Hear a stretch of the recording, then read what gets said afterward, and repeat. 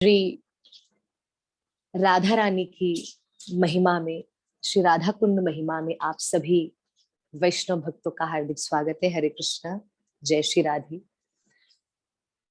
कथा प्रारंभ करने से पहले आप सभी वैष्णव भक्तों को श्री बहुलाष्टमी की श्री राधा कुंड श्याम कुंड प्राकट्य महामहोत्सव की अनंत कोटि बधाई हो। हरे कृष्णा।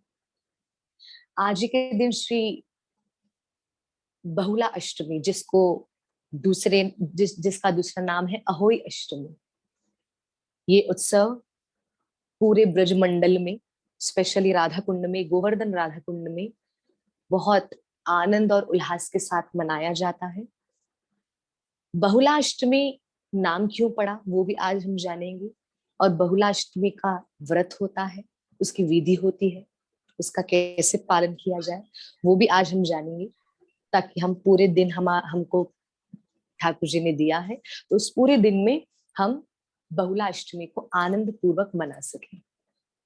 इस बहुलाष्टमी में क्या किया जाता है मैं आपको बता दूं। पहले तो हम बता दें कि बहुलाष्टमी के दिन राधा कुंड और श्याम कुंड का प्राकट्य हुआ।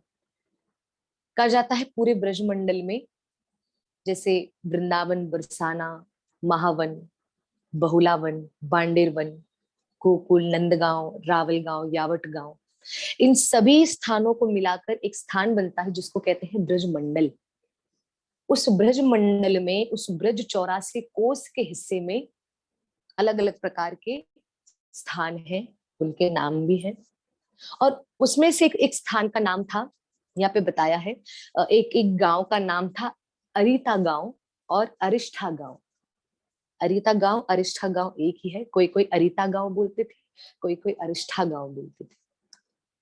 तो एक समय वहां पर शिव चैतन्य महाप्रभु आए। तो चैतन्य महाप्रभु, क्योंकि कहते हैं ना, ये जो ठाकुर जी ने अपनी लीलाएं करी है वो ठाकुर जी ने द्वापर युग में करी है। 4 युग है, सतयुग, त्रेता युग, द्वापर युग और कलयुग। इन चारों युगों में से तीसरे वाले युग में हमारे प्रभु श्याम सुंदर ने सर्वेश्वरी राधा रानी के संग में द्वापर युग में पूरे ब्रजमंडल में अपनी लीला की है। तो यहाँ पे बताते हैं, यहाँ पे लीला में बताते हैं कि चैतन्य महाप्रभु जो राधा कृष्ण का मिलित स्वरूप है, राधा कृष्ण मिली अबदाऊ गौर रूप अवतारी। तो चैतन्य महाप्रभु ने यहाँ पे देखा कि मुझे अब अपनी ही लीला को उजागर करना पड़ेगा। किसी ने प्रश्न पूछा हमसे कि यहाँ पर चैतन्य महाप्रभु स्वयं राधा कृष्ण है, तो यहाँ पर चैतन्य महाप्रभु क्यों कह रहे हैं कि सेवा करो मेरी? क्योंकि महाप्रभु ने, वैसे तो संसार की दृष्टि से देखा जाए तो महाप्रभु ने एक ही नाम कहा कि केवल हरि नाम का जाप करो। केवल महाप्रभु ने हरे कृष्ण महामंत्र पर जोर दिया, पर महाप्रभु ने अपने ही सारे शिष्यों को, जो उनके संग में लीला में सहभागी बनकर आए थे, उनके ही लीला में जो सहभागी बनकर आए थे, महाप्रभु ने उन सबको कहा कि मेरी सेवा करो। मुरारी गुप्त को कहा, और अद्वैत आचार्य को कहा, और श्रीनिवास पंडित को कहा। हाँ, महाप्रभु ने सभी अपने जितने भी उनके जो उनके साथ जो सहभागी बन के लीला में आए थे, महाप्रभु ने सबको कहा कि आप मेरी सेवा करो, मेरी सेवा करो, मुझे प्रसन्न करो, मेरा भजन करो, मुझे प्रणाम करो। अच्छा, इससे करने से क्या होगा? राधा कृष्ण की प्रेमा भक्ति आपको सरलता से मिल जाएगी, सरलता से मिल जाएगी। अब यहाँ पे महाप्रभु ने क्या किया? पूरे भारत में भ्रमण किया चैतन्य महाप्रभु ने, यहाँ गए वहां गए। अब महाप्रभु आए हैं ब्रजमंडल में, वृंदावन में। अब जैसे महाप्रभु वृंदावन में आए हैं, ब्रजमंडल में आए हैं श्री चैतन्य महाप्रभु, तो महाप्रभु ने आते ही महाप्रभु ने क्या देखा कि ये पूरा वृंदावन वृंदा से भरा हुआ है। वृंदा अर्थात तुलसी। श्री वृंदाय तुलसी देवाय प्रियाय कृष्ण कृष्ण भक्ति प्रद देवी सत्यवतई नमो नमः। अब यहाँ पे चैतन्य महाप्रभु ने देखा कि ये पूरा जो ब्रजमंडल है वो पूरा वृंदा से भरा हुआ है। अब यहाँ पे महाप्रभु ने कहा, ये तो मेरी ही लीला जो मैंने राधा रानी के संग में करी थी, वो लीला तो सारी लुप्त हो गई है, क्योंकि मैंने लीला करी थी द्वापर युग में और ये चल रहा है कलयुग। तो इस कली काल में ठाकुर जी ने अपनी लीलाओं को गुप्त तरीके से रख दिया था, छुपा कर रख दिया था। और वो सारी लीला कहाँ छुप गई है? कोई कोई लीला वृंदा महारानी के पीछे छुप गई, लीला स्थली। कोई कोई लीला स्थली तुलसी महारानी के पीछे छुप गई, कोई कोई लीला स्थली जमीन के अंदर छुप गई है, कोई कोई लीला स्थली धुएं की वजह से दिख नहीं रही है, कोई कोई लीला स्थली में चैतन्य महाप्रभु ने क्या किया, देखा कि लीला स्थलियों को मुझे अभी उजागर करना है, संसार तक लाना है और संसार को बताना है। ये राधा कृष्ण की लीला स्थली है, जहां पर राधा कृष्ण ने इसी स्थली पर, इसी स्थान पर श्री श्यामा श्याम ने अपनी परम सुंदर लीला को करा है। तो चैतन्य महाप्रभु ने पूरे ब्रजमंडल को खोजा, पूरे ब्रजमंडल को खोजा, पर केवल अकेले नहीं, संग संग में छठ गोस्वामियों को आदेश दिया है। श्री रूप गोस्वामी, सनातन गोस्वामी, रघुनाथ दास गोस्वामी, रघुनाथ भट्ट गोस्वामी, जीव गोस्वामी, गोपाल भट्ट गोस्वामी, चैतन्य महाप्रभु ने उनको आज्ञा दी कि आप जाइए, जाकर पूरे ब्रजमंडल को खोजिए। चैतन्य महाप्रभु ने ब्रजमंडल आए अपने सारे शिष्यों के साथ। सब लोग, कोई कहाँ खोज रहा है, कोई कहाँ खोज रहा है, कोई कहाँ खोज रहा है, ढूंढ कर निकाल रहे हैं। और मैं आपको बता दूं, वो सारी लीला स्थली कैसे मिली। होता ना किसी चीज को, फॉर एग्जाम्पल हमें किसी को बुलाना हो, हमें किसी को, अगर कोई मुझे बुलाएगा तो कोई मुझे बोलेगा हरि प्रिया, तो अगर जैसे मेरा नाम लिया तो मैं तुरंत सुनूंगी। उसी प्रकार किसी लीला स्थली को अगर उजागर करना था तो उस लीला स्थली को थोड़ा सा उसके बारे में हिंट उनको स्वयं ठाकुर जी दे रहे थे, उन सारे शिष्यों को, हमारे छठ गोस्वामी को, हमारे आचार्यों को। पर यहाँ पे वो लोग कौन सा एक नाम लेके स्थली को खोज रहे थे, वो नाम था श्री राधा रानी का नाम। कथा में बताया है, मेरे पास एक शास्त्र है जिसका नाम है ब्रजमंडल महिमा एवं दर्शन। उस ब्रजमंडल महिमा एवं दर्शन, अच्छा वो किसने लिखा है वो शास्त्र? वो शास्त्र लिखा है श्री लोकनाथ गोस्वामी महाराज ने, जो हमारे श्री राधा गोकुलानंदन टेम्पल, वहां पे जो जिनकी समाधि भी है, उन्होंने वो शास्त्र को लिखा है। उसमें लिखा गया है, उस शास्त्र में मैं पढ़ती रहती हूँ, उसमें लिखा गया है कि जितने भी हमारे आचार्य हैं, जितने भी हमारे वैष्णव गण हैं, जो हमारे श्री चैतन्य महाप्रभु के साथ जो आए हैं हरि नाम का प्रचार प्रसार करने के लिए, उन्होंने एक ही नाम लेके सारे ब्रजमंडल को खोजा है, और वो नाम है श्री राधा रानी का नाम। जय राधे श्री राधे, जय राधे श्री राधे, जय राधे श्री राधे। राधा रानी कृपा करिए, राधा रानी ये स्थली हमें इसका दर्शन करवा दीजिए। यहाँ पे आपने कौन सी लीला की है, राधा रानी कृपा करके बता दीजिए। इतनी प्रार्थना करने पर और रोने पर राधा रानी अपनी स्थली का दर्शन दे देती थी। इसलिए किसी वैष्णव भक्त ने बहुत खूब कहा, बहुत सुंदर कहा, 3 बातें कही, ये मैं बार बार कथा में बोलती रहती हूँ। पहली बात, कैसे मिलेंगी राधा रानी? अगर राधा रानी को किसी को प्राप्त करना हो तो मैं आपको सरल बता दूं, राधा रानी को प्राप्त करने का एक ही उपाय है। कौन सा? एक नहीं, 2 उपाय है। पहला उपाय रोना, दूसरा उपाय, राधा रानी को अगर प्राप्त करना है तो पहला है रोना, दूसरा है प्रार्थना करना। जितना हो सके प्रार्थना करो। मुझसे किसी ने कहा, माता जी कार्तिक मास का हम अनुष्ठान तो करना चाहते हैं पर कभी कभी टूट जाता है। तो मैंने कहा, माता जी अनुष्ठान, अगर आप कार्तिक मास का अगर आप व्रत पालन करना चाहते हैं, कुछ ना कुछ उस महीने में अनुष्ठान करना चाहते हैं, तो कैसे करते हैं?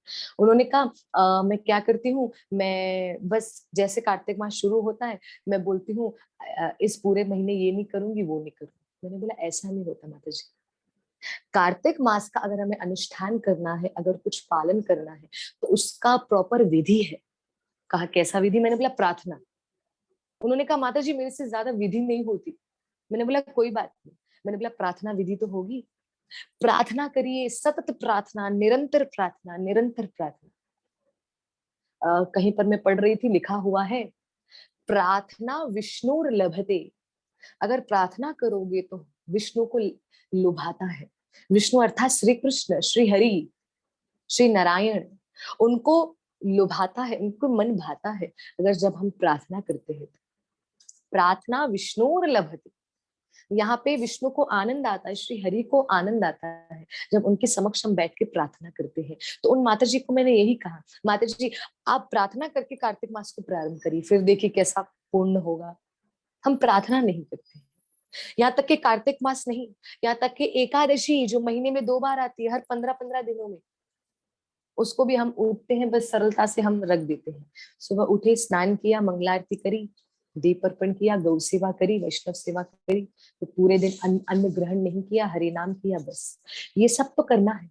पर अगर प्रार्थना के साथ करोगे तो उस सारी एक्टिविटी में थोड़ी तीव्रता आ जाएगी, थोड़ी तीव्रता, हम थोड़ी स्ट्रांग हो जाएंगे। जो हम आप ही करके देखिएगा, जब भी एकादशी का पालन हो, कोई भी व्रत का पालन हो, कोई भी अनुष्ठान का पालन हो, या कोई भी आप नियम ले रहे हैं, कुछ भी ले रहे हैं, उसको आपको प्रार्थना करके लेना है। फिर प्रार्थना करके लेंगे ना, पता है क्या होगा?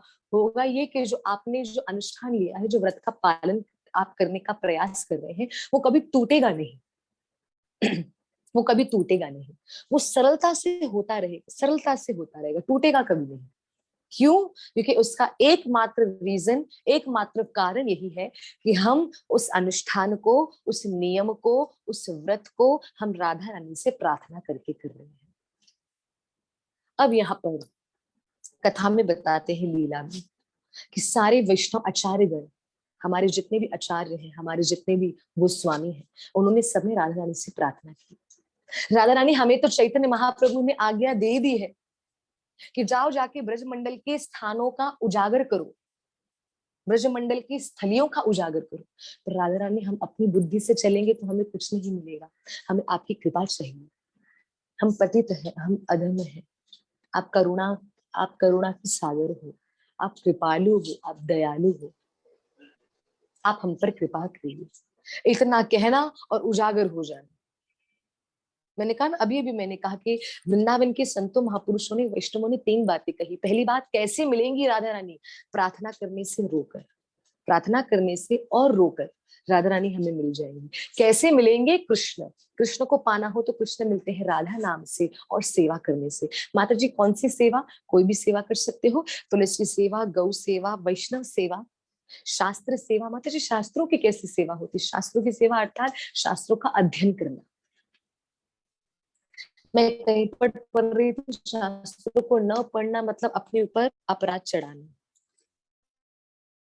हर कोई होंगे जो पढ़े लिखे हैं, वेल एजुकेटेड है, इंग्लिश आती है, जिनको हिंदी नहीं आती उनको एटलीस्ट इंग्लिश आती है, जिनको हिंदी भी नहीं उनको संस्कृत भी आती है, काफी बच्चों को संस्कृत आती है, हिंदी आती है, इंग्लिश आती है।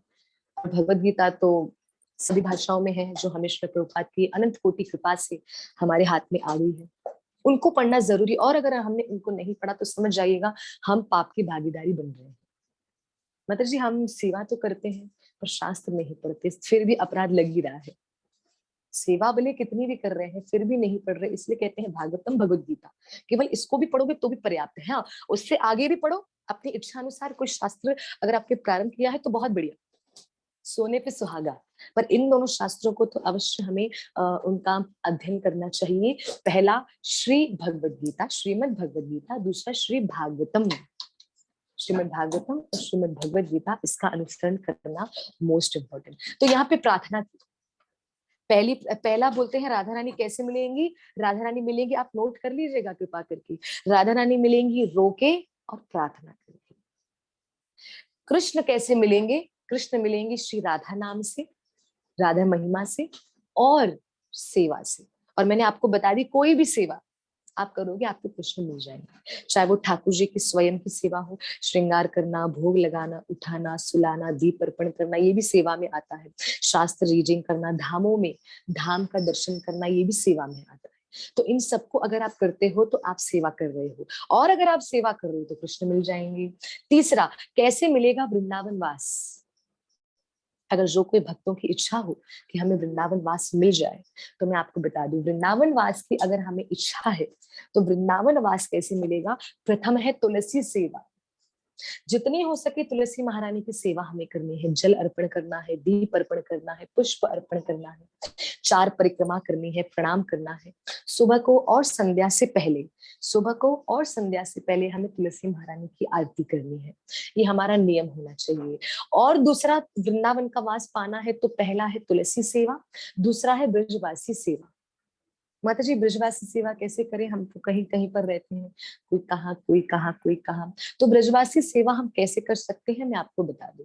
ब्रजवासी सेवा आप कैसे कर सकते हो? किसी भी, कोई भी अगर वृंदावन जाता है, कोई भी ब्रजमंडल जाता है, तो उनको आप ब्रजवासियों को भोजन कराने के लिए कुछ न कुछ दक्षिणा दे दो।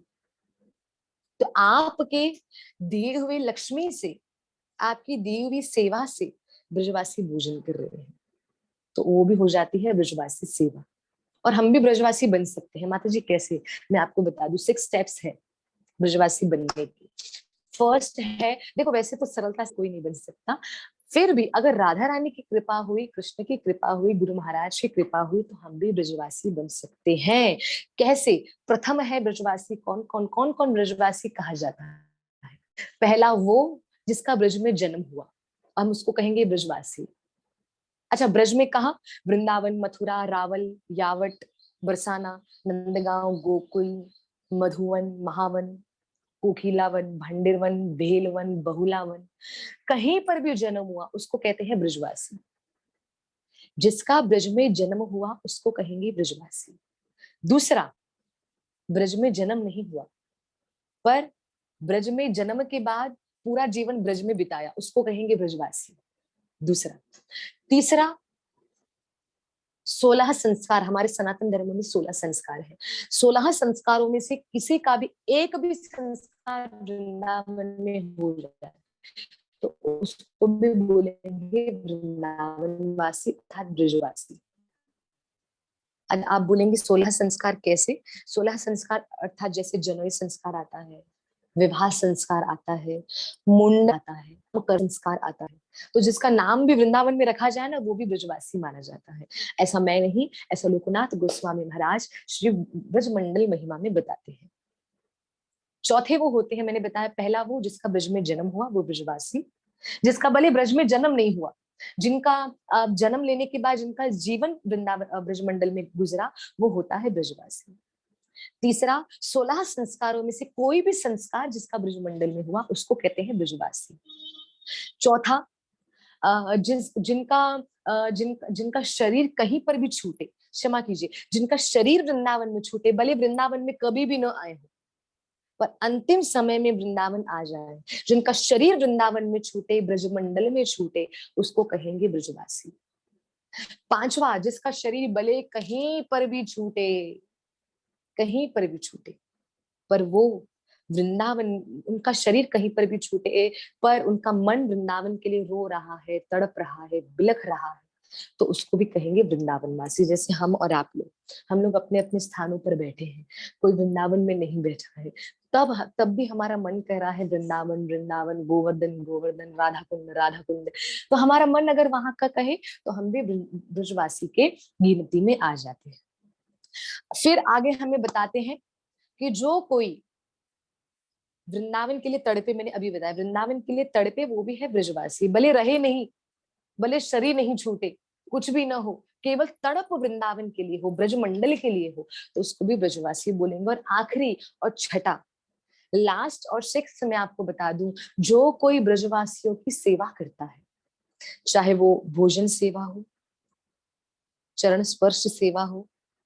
वृंदावन के वैष्णव बहुत अच्छा बता रहे थे कि वृंदावन के ब्रजवासियों की सेवा अगर आपको करनी है ना, तो कभी आप वृंदावन जाओ ना, तो वृंदावन जाके कभी आप रास्ते पे चल रहे हो तो कोई आपको बोले भैया राधे राधे साइड हो जाओ, तो उसको साइड भी दे दोगे ना उस व्यक्ति को, तो वो भी ब्रजवासियों की सेवा में गिना जाएगा कि आप उनकी सेवा कर रहे हो, उनको रास्ता देकर। इतना सरल है, इतना सरल है। और आखिरी और छठा बताते हैं कि ब्रजवासियों की सेवा करना, चाहे वो भोजन से सेवा हो, वस्त्र से सेवा हो, चाहे वो चरण स्पर्श सेवा हो, चाहे चाहे आप उनको कुछ गिफ्ट दे दो, चाहे उनको कुछ भेंट दे दो, वो भी सेवा। मैं भी कभी कभी वृंदावन जाती हूँ तो मुझे भी ऐसे अनेक प्रकार के भक्त हैं जो मुझे दक्षिणा देते हैं, माता जी आप कृपा करके अब वृंदावन में जाके आप उन ब्रजवासियों को खिला दीजिए। तो हम कभी कभी जाते हैं, हम जैसे भेल वन, लक्ष्मी माता का वन है, वहां पे काफी ऐसे बच्चे हैं जो नहीं खा पाते हैं, रावल गांव, वहां पे भी काफी ऐसे लोग हैं जिनको सरलता से नहीं मिल पाता, हम उनको भोजन करवा देते हैं। जो भोजन करवा रहे हैं उनको ठाकुर जी बोलते हैं वो बन जाते हैं मेरे प्यारे ब्रजवासी। तो 6 प्रकार के ब्रजवासी होते हैं, ध्यान दीजिएगा। पहला, जिसका जन्म वृंदावन में हुआ। दूसरा, जिसका जन्म वृंदावन में नहीं, जिसका पूरा जीवन वृंदावन में बीता, वो वृंदावनवासी। तीसरा, 16 संस्कारों में से कोई भी संस्कार वृंदावन में हो, वो ब्रजवासी। मैं यहाँ पे कह रही हूँ वृंदावन, पर आप ब्रजमंडल समझ लीजिए, मतलब कहीं पर भी। चौथा यहाँ पे बताते जिसका शरीर वृंदावन में छूटे, वो वृंदावन वासी। और पांचवा, जिसका शरीर वृंदावन में नहीं है, जिसका शरीर वृंदावन में नहीं, पर उनकी आत्मा, उनका प्रेम, उनका चित्त वृंदावन में है, वो भी वृंदावन वासी। छठा, जिनका जो वृंदावन वासियों की सेवा करते हैं, वो भी वृंदावन वासी, वो भी ब्रजवासी। तो यहाँ पे मैंने तीन आपको बातें बताई। कौन सी बात? कैसे मिलेंगी राधा रानी, कैसे मिलेंगे कृष्ण, कैसे मिलेगा वृंदावन वास। और मैं एक और बात बताने वाली हूँ, ध्यान से सुनिएगा। राधा रानी मिलेंगी प्रार्थना करने से और रोकर, कृष्ण मिलेंगे राधा नाम से और सेवा करने से, वृंदावन वास मिलेगा तुलसी सेवा से और ब्रजवासी की सेवा से। हाँ, ये मैंने आपको बता दिया। अच्छा, ये तीनों कैसे मिलेगा? ये तीनों कैसे हो? अरे, मन में इच्छा भी तो प्रकट हो, क्योंकि किसी किसी को रियलाइज ही नहीं होता कि कैसे मिलेगा वृंदावन वास। किसी किसी को मन में क्वेश्चन उठता ही नहीं। अच्छा, आप बोलोगे माता जी ये क्वेश्चन कैसे उठे कि कैसे मिलेंगी राधा रानी, कैसे मिलेंगे कृष्ण, कैसे मिलेगा वृंदावन वास? अब ये प्रश्न अगर हमारे मन में जागृत हो तो इसका क्या करना पड़ेगा? उसमें जाना पड़ेगा गुरु महाराज की शरण में। तो इन शॉर्ट हम कहाँ पर आ गए? घूम फिर कर कहाँ आ गए? गुरुदेव के पास। शुरू वहीं पर करना है, खत्म भी वहीं पर करना है। गुरु महाराज के पास जाके इतना प्रबल बनना है कि हमारे मन में कम से कम ये क्वेश्चन तो आ पाए कि कैसे मिलेंगे कृष्ण, कैसे मिलेंगी राधा रानी, कैसे मिलेगा वृंदावन वास। तो ये अगर ये तीन अगर आप चाहते हैं मन में प्रश्न आए तो हमें गुरु महाराज की शरण में जाना पड़ेगा। ओम ज्ञान तिमिरांधस्य ज्ञान अंजन शलाकया चक्षुरुन्मिलितं येन तस्मै श्री गुरुवे नमः। गुरु की शरण में जाना है। तो यहाँ पे मैंने बता दिया प्रार्थना, प्रार्थना में बड़ी शक्ति है। तो मैं आप सभी वैष्णव भक्तों से अनुरोध करना चाहूंगी, एक प्रार्थना करना चाहूंगी कि आप जो भी कार्य करते हैं, चाहे कोई व्रत हो, कोई अनुष्ठान हो, कोई नियम हो, या कोई सद कार्य करने जा रहे हैं, तो प्रार्थना करना बहुत जरूरी है। विदाउट प्रार्थना कुछ नहीं हो सकता, कुछ भी नहीं हो सकता। हाँ जी, ये बात है। तो यहाँ पे चैतन्य महाप्रभु ने राधा रानी से प्रार्थना की, राधा रानी मैंने सभी को तो कह दिया कि ब्रजमंडल का उजागर करो, तो मुझे भी करना है। राधा रानी मुझे इस पूरे वृंदा के वन में, उच्चारण शब्दों को ध्यान दीजिएगा, वृंदा के वन में, वृंदा अर्थात तुलसी, इस पूरे वृंदा के वन में मुझे श्यामा श्याम अर्थात आप दोनों की लीला स्थलियों का उजागर करना है, उनको खोजना है। इतनी प्रार्थना की और रो रो कर, और चैतन्य महाप्रभु राधा नाम में खो गए। श्री राधे जय राधे, श्री राधे जय राधे, श्री राधे जय राधे। ऐसे करते करते उस समय महाप्रभु ने जैसे आंख खोली, दूर से देखा महाप्रभु को वहां पर दो खेत दिखाई दिए हैं। खेत, दो खेत दिखाई दिए। लोगों से पूछा महाप्रभु ने, ब्रजवासियों से, इधर आइए, ये बताइए स्थान क्या है? तो लोगों ने कहा महाराज इस पूरे स्थान का, इस पूरे गांव का नाम है अरिता गांव, और कोई कोई लोग उसको बोलते हैं अरिष्ठा गांव। और ये जो आप दो देख रहे हैं ना, ये जो खेत है महाराज, ये जो एक एक खेत जो काला है उसको कहते हैं काली खेत, और जो वो दूसरा है जो गोरा खेत उसको कहते हैं गोरा खेत। तो काली खेत और गोरी खेत और गोरा खेत, ये दोनों खेत हैं। महाप्रभु ने बोला ये खेत नहीं है, इसकी खुदाई करो। तो ब्रजवासियों ने हल फावड़ा वगैरह सब लाया, खुदाई करना चालू किया। अंदर से जल प्रकट हुआ। महाप्रभु ने कहा ये राधा कुंड और श्याम कुंड है। जो संसार को लग रहा था गोरी खेत काली खेत, संसार की दृष्टि में था, पर महाप्रभु ने उसको खोज कर निकाल दिया। ठाकुर जी ने ना अपने स्थानों को छुपा दिया था, क्योंकि ये लीला हुई थी द्वापर युग में, और अब तक कलयुग की लीला है। महाप्रभु को कलयुग में उजागर करना है, तो ये लीला स्थली ढक गई थी, छुप गई थी। तो महाप्रभु ने उसका उजागर किया। कैसे? जो गोरी खेत थी उसका नाम रख दिया श्री राधा कुंड, जो काली खेत है उसका नाम रख दिया श्री श्याम कुंड, और जिस स्थान पे ये बना हुआ है उस गांव का नाम था अरिता गांव अर्थात अरिष्ठा गांव। वहीं पर भगवान श्री कृष्ण ने द्वापर युग में ब्रजमंडल में ठाकुर जी ने अरिष्ठासुर नामक का दैत्य का वध किया था, जो कंस का बड़ा वफादार था। कंस ने कहा तुम बैल स्वरूप हो, बैल अर्थात सांड जो स्वरूप है, जो गौवंश में ही आता है। कंस ने कहा मेरी आज्ञा है, जाओ जाके मेरे काल का वध करके आओ, अगर तुमने ऐसा किया तो तुम्हें मैं अपना आधे से भी ज्यादा राज्य में तुम्हें दे दूंगा, उसका राजा मैं तुम्हें बना दूंगा। अरिष्ठासुर प्रसन्न हो गए। अरिष्ठासुर ने कहा आपके काल को ही तो मारना है, क्योंकि अरिष्ठासुर का जो स्वरूप है बड़ा भयंकर, इतना भयंकर और इतना विशाल स्वरूप, इतना विशाल स्वरूप। कथा में मैं पढ़ रही थी, उसमें बताते हैं जो अरिष्ठासुर का जो एक पैर है ना, एक पैर, वो अगर कहीं पर पड़ जाता तो उधर पड़ने पर उस स्थान में कम से कम नहीं तो 100 वृक्ष उजड़ जाते। तो आप बोलो कि अरिष्ठासुर का एक पैर 100 वृक्षों को उजाड़ दे, तो अरिष्ठासुर स्वयं कितना बड़ा होगा, स्वयं कितना विशाल होगा शरीर में। तो ऐसा अरिष्ठासुर ब्रजमंडल में आया और ब्रजमंडल में आकर पूरे ब्रज को तहस नहस करने लगा और ब्रजवासियों को कष्ट पहुंचाने लगा, उनको नुकसान करने लगा और उनको कष्ट पहुंचाने लगा, क्षति पहुंचाने लगा और पूरे पूरे ब्रज को उजाड़ने लगा। ठाकुर जी को पता चला, ठाकुर जी यमुना किनारे खेल रहे हैं, ठाकुर जी को पता चला कि मेरे ही ब्रज में आकर मेरे ही ब्रजवासियों के प्रति अपराध। ठाकुर जी कहते हैं मैं एक एक एक समय में अपना अपराध क्षमा कर लूं, पर अपने अपने ब्रजवासियों का अपराध कभी क्षमा नहीं करूंगा, कभी क्षमा नहीं करूंगा। ठाकुर जी को क्रोध आया। उस समय प्यारे श्याम सुंदर अरिष्ठासुर के पास आए, अरिष्ठासुर से घमासान युद्ध किया है और घमासान युद्ध करने के बाद अरिष्ठासुर को सिंह से पकड़ा है, क्योंकि अरिष्ठासुर यहाँ पे बैल के रूप में आया है, सरलता से बोल दूं तो एक सांड के रूप में आया है, जो बड़ा विशाल और बड़ा भयंकर है। ठाकुर जी ने पहले तो युद्ध किया और युद्ध करने के बाद अरिष्ठासुर की दोनों सिंग को पकड़ने के बाद तेज गति से घुमाया है और जितना घुमाया है, घुमाने के बाद अरिष्ठासुर का सिंग तोड़कर उसको पछाड़ दिया धरती पर। अब जैसे पछाड़ा, अरिष्ठासुर का वध हो गया। अरिष्ठासुर के अंदर की आत्मा, जो असुरी आत्मा है, वो निकलकर ठाकुर जी को प्रणाम करते हुए देव स्वरूप में आ गई। लोगों ने पूछा ये कैसे हुआ, ये कैसे हुआ? क्योंकि ठाकुर जी ने उनको स्पर्श कर लिया। अरिष्ठासुर था दैत्य, था दानव, था असुर, हाँ, पर अरिष्ठासुर ने कृष्ण ने अरिष्ठासुर का स्पर्श किया, उसको छुआ। तो छुआ तो सही, तो छूने से जो उनकी अंतरात्मा थी, जो अभी तक असुरी वृत्ति थी, वो अभी देववृत्ति हो गई, देववृत्ति हो गई। अरिष्ठासुर प्रकट हुआ, आत्मा प्रकट हुई है। ठाकुर जी को दंडवत प्रणाम किया है, कृष्ण की 4 प्रदक्षिणा करी है, परिक्रमा करी है और कृष्ण में समा गए। अरिष्ठासुर की आत्मा कृष्ण में समा गई। तो ठाकुर जी ने उस समय, अरिष्ठासुर अब देव हो गए हैं, देववृत्ति वाले हो गए हैं, तो ठाकुर जी ने बोला इस स्थान का नाम होगा अरिष्ठ गांव, अरिष्ठा गांव। धीरे धीरे लोगों ने आते आते उसका नाम रख दिया अरिता गांव।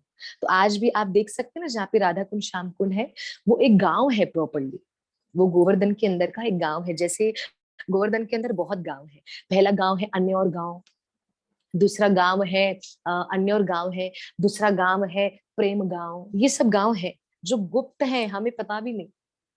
प्रेम गांव, अन्योर गांव। उसी प्रकार जहाँ पे राधा कुंड और श्याम कुंड बना हुआ है, उस पूरी जगह का उस वो पूरा पहले पूरा गांव था, उस गांव का नाम था अरिष्ठा गांव, जो कृष्ण ने ही रखा था। ये कृष्ण ने देखा कि ये अंत में तो मेरी शरण में आया, यम यम वापि सिमरण भावम तजत्यांते कलेवरम तम तमे वेत्ति कौन्तेय सदा तद भाव भावित। आप जैसे अंत समय में जो भाव का आप चिंतन करोगे, स्मरण करोगे, मैं वैसा भाव आपका पूर्ण करूंगा। ये ठाकुर जी ने तो स्वयं भगवत गीता में कहा। तो अरिष्ठासुर ने अंत समय में कृष्ण को देखा, कृष्ण के दर्शन करे और कृष्ण के कर कमलों का, हाथों का स्पर्श पाया, तो वो देवव्रति का हो गया। तो ठाकुर जी ने बोला भले असुर है, भले राक्षस है, कैसा भी है, पर अंत में तो मेरी शरण में आया। तो ठाकुर जी ने उसके नाम से पूरा गांव का नाम रख दिया अरिष्ठा गांव। और ये करने के बाद ठाकुर जी ने उसके शरीर का तर्पण कराया, अर्थात उसको जलवा दिया। तो जब जलाया तो पूतना की सम्मान, बहुत सुगंध आई। पूतना के शरीर को भी जब काट काट के जलाया गया तो बहुत सुगंध आ रही थी। तो अरिष्ठासुर के शरीर को भी जब काटा तो बहुत सुगंध आ रही थी, अद्भुत सुगंध आ रही थी, अद्भुत सुगंध। तो यहाँ पे बताते हैं कि ऐसा करने के बाद जब ठाकुर जी के ग्वाल बाल सब उनकी जय जयकार कर रहे थे, सब उनकी जय जयकार कर रहे थे, उतने में सारी सखियां आई और ठाकुर जी को कहने लगी आज के बाद आप हमारे संग में महारास नहीं करिएगा। ठाकुर जी ने कहा क्यों? क्योंकि आपने गौ वंश के बैल का, सांड का वध किया है। ठाकुर जी ने कहा वो कंस के द्वारा भेजा हुआ राक्षस था, जो सारे ब्रजवासियों को, सारे मेरे प्यारों को, सारे मेरे ब्रज को नष्ट कर रहा था, उजाड़ रहा था, क्षति पहुंचा रहा था, हानि पहुंचा रहा था। गोपियों ने कहा वो हम कछु नहीं जानते कन्हैया, आपसे तो अपराध हो गया है, अब आपको इसका निवारण करना पड़ेगा। ठाकुर जी ने कहा इसका निवारण क्या करूं? तो सभी ने कहा कि राधा रानी आप ही बताइए। तो राधा रानी कहने लगी, प्यारे श्याम सुंदर, आपको इसका निवारण करना पड़ेगा, आपको इस पाप से मुक्त होना पड़ेगा। तो अच्छा क्या करना है? सभी तीर्थों की पवित्र नदियों में आपको स्नान करना पड़ेगा। ठाकुर जी ने कहा मैं अवश्य करूंगा, क्योंकि राधा रानी ये आपकी आज्ञा है, और आपकी आज्ञा का पालन मैं न करूं ऐसा हो ही नहीं सकता, मैं अवश्य करूंगा। तो प्यारे श्याम सुंदर ने राधा रानी की आज्ञा का पालन करने के लिए कहा, राधा रानी मैं सभी तीर्थों की नदियों में स्नान करूंगा। तो राधा रानी ने बोला फिर आप जाइए तीर्थों में। ठाकुर जी ने बोला मैं नहीं जाऊंगा, सभी को यहाँ बुलाऊंगा। कहा क्यों? ठाकुर जी ने कहा कि मैं कभी भी ब्रजमंडल को छोड़ ही नहीं सकता, कभी नहीं छोड़ सकता मैं ब्रजमंडल को, न मैं छोड़ता हूँ न किसी को छोड़ने देता हूँ, तो मैं ब्रज से तो दूर जाऊंगा नहीं। तो राधा रानी ने कहा आप नहीं जाओगे तो कैसे होगा? बोला सारे तीर्थों की पवित्र नदियों को, पवित्र जल को मैं यहाँ पर बुलाऊंगा। इतना कहकर प्यारे श्याम सुंदर ने अपनी वंशी बजाकर सबका आह्वान किया है, सबको बुलाया है। सारी पवित्र तीर्थों की नदियां आई हैं और आकर प्यारे श्याम सुंदर का चरण वंदन करने लगी। चरण वंदन करके, उनको प्रणाम करके उनसे प्रार्थना करने लगी कि प्रभु हमारा सौभाग्य है, हमारा अहोभाग्य है कि आपने हमें पुकारा है, आपने हमें आपकी सेवा करने का सुअवसर प्रदान किया है। ऐसा कहकर सभी ने श्याम सुंदर से कहा प्रभु आप बताइए हम आपकी क्या सेवा करें। प्रभु ने कहा कि मुझ पर अपराध चढ़ा है। कैसा अपराध प्रभु? मुझ पर ये अपराध चढ़ा है कि मैंने गौवंशी, भले अरिष्टासुर दानव था, दैत्य था, पर था तो गौवंश में ना, तो गौवंश में था तो बैल, तो गौ की प्रजाति में है, गौ के वंश में है, तो मतलब मुझ पर अपराध हो गया है, गौ हत्या का अपराध। तो मुझे अब उससे मुक्त होना है। तो बोला प्रभु हम क्या करें, आप बताइए, आप सेवा हमें दीजिए। तो प्रभु ने सबको सेवा दी, प्यारे श्याम सुंदर ने सेवा दी कि आपको सबको मेरे कुंड में प्रवेश करना है। प्रभु कुंड कहाँ है? कुंड कहाँ है प्रभु? हमें तो नहीं दिखाई दे रहा।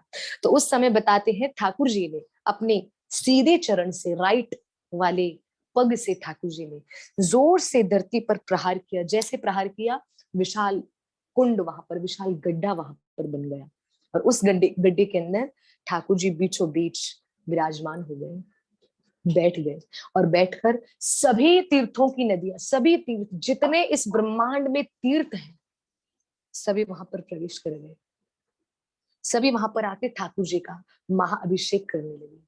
गंगा, यमुना, सरस्वती, गोदावरी, नर्मदा, सिंधु, कावेरी, सभी नदियां आई। ये तो मैं नाम ले रही हूँ कुछ नाम, पर सभी तीर्थों की नदियां आके ठाकुर जी का महाअभिषेक करने लगी। तो ठाकुर जी का गौ अपराध जो था, गौ हत्या का अपराध, उससे ठाकुर जी मुक्त हो गए। तो ठाकुर जी जैसे बाहर आए, ठाकुर जी ने कहा कि हे मेरी प्यारी सखियों, राधा रानी आपने भी अपराध किया है। बोला हमने कैसा अपराध?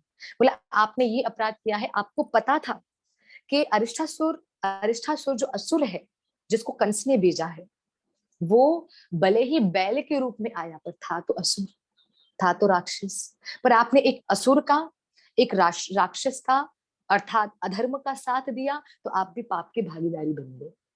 तो आपको भी पाप से मुक्त होना पड़ेगा। तो बोला क्या करें? श्याम सुंदर ने कहा आ जाइए मेरे कुंड में स्नान करिए, आप पाप से मुक्त हो जाओगे। सखियों ने हास परिहास करते हुए कहा हम आपके कुंड में स्नान नहीं करेंगी। कहा क्यों? कहा क्योंकि आपने तो पहले से ही अपने कुंड में स्नान करके पाप को धो दिया, तो मतलब आपके कुंड में पाप पड़ा हुआ है, तो हमें और शुद्ध जल चाहिए। अच्छा, तो श्याम सुंदर ने कहा फिर क्या करना पड़ेगा? सखियों ने कहा राधा रानी के संग में कि राधा रानी हम अपना एक अलग कुंड बनाएंगे। राधा रानी कहने लगी, यहाँ पे ना लीला में बताते हैं कि राधा रानी ना बहुत कम बोलते हैं। राधा रानी ज्यादा बोलती नहीं, राधा रानी ज्यादा मौन रहती है।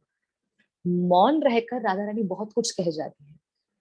तो उस समय राधा रानी ने कहा, हाँ अब हम अपना कुंड कहाँ बनाएं।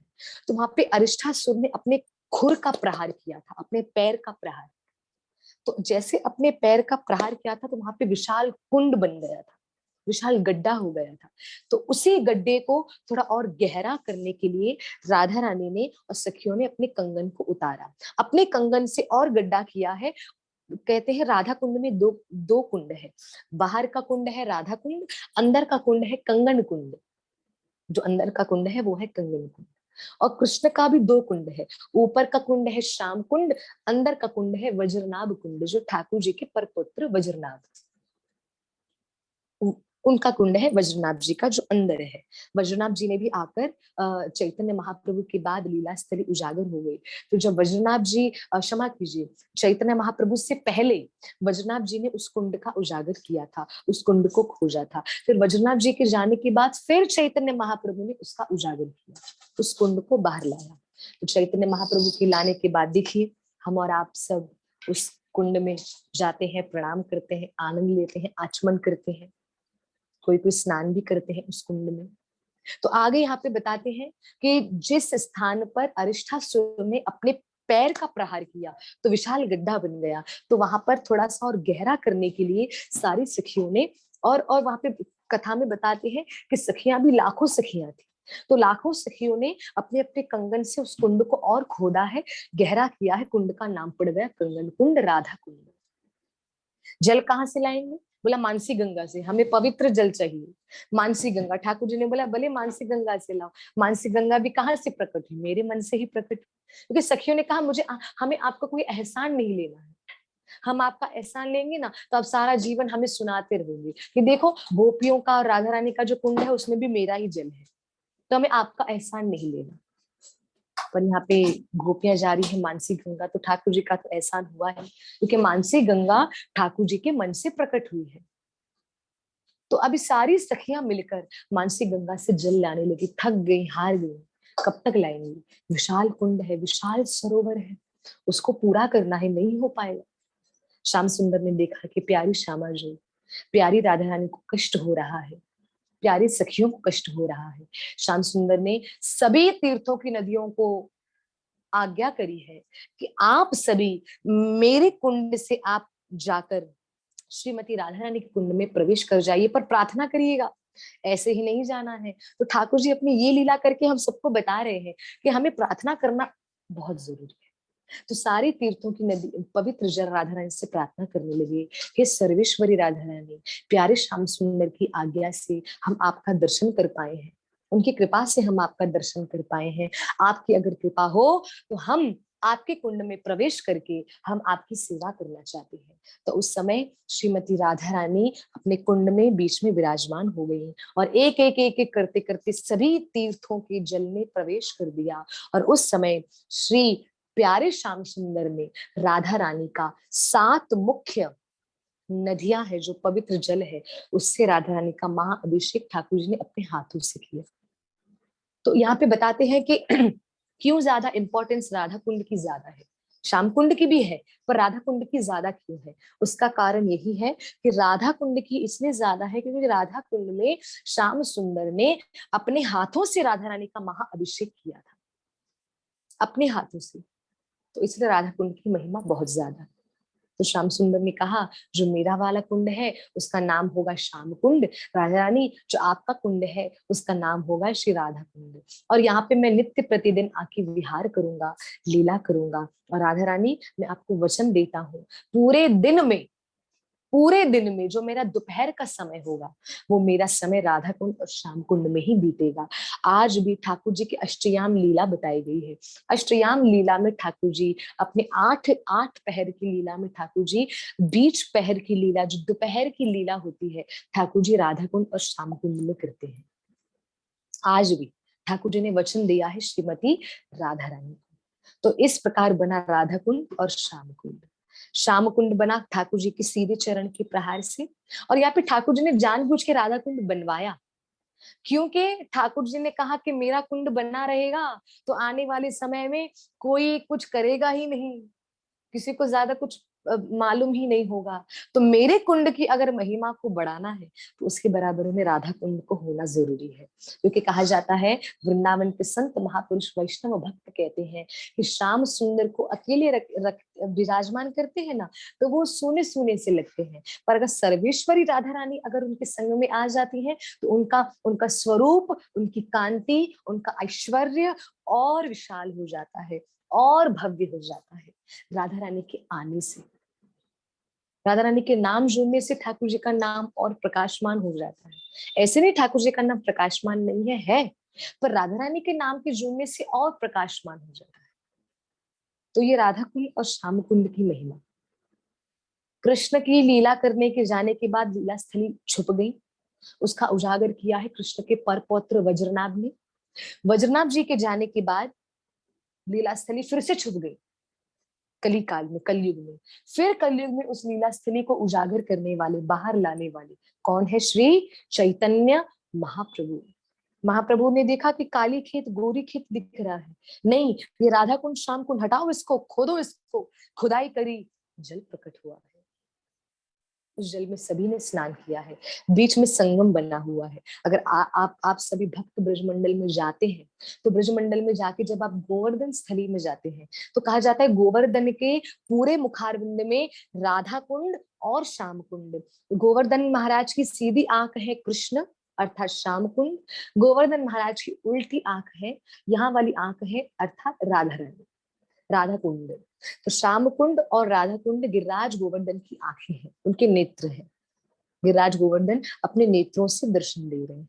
श्याम कुंड थोड़ा सा टेढ़े मेढ़े आकार में है और उसके 5 स्थान है, उसके 5 कोने हैं श्याम कुंड में। और वो 5 कोनों का नाम क्या है? 5 पांडव, युधिष्ठिर, भीम, अर्जुन, नकुल, सहदेव, ये 5 कोने बने हुए हैं। वो भी आकर, 5 पांडव भी आकर श्री श्याम कुंड में उन्होंने स्नान किया था। पहले के समय वहां पे वृक्ष बने हुए थे, 5 वृक्ष, जो वो श्याम सुंदर की सेवा करते थे। अब वो वृक्ष हमें दर्शन नहीं देते हैं, पर 5 कोने के रूप में आज भी 5 पांडव श्याम कुंड में विराजमान है। राधा कुंड पूरा सरल है, सीधा है, चौकोर आकार में बना हुआ है, श्री राधा कुंड। तो अभी प्रश्न यहाँ पे आता है, राधा कुंड में क्या स्नान करना चाहिए?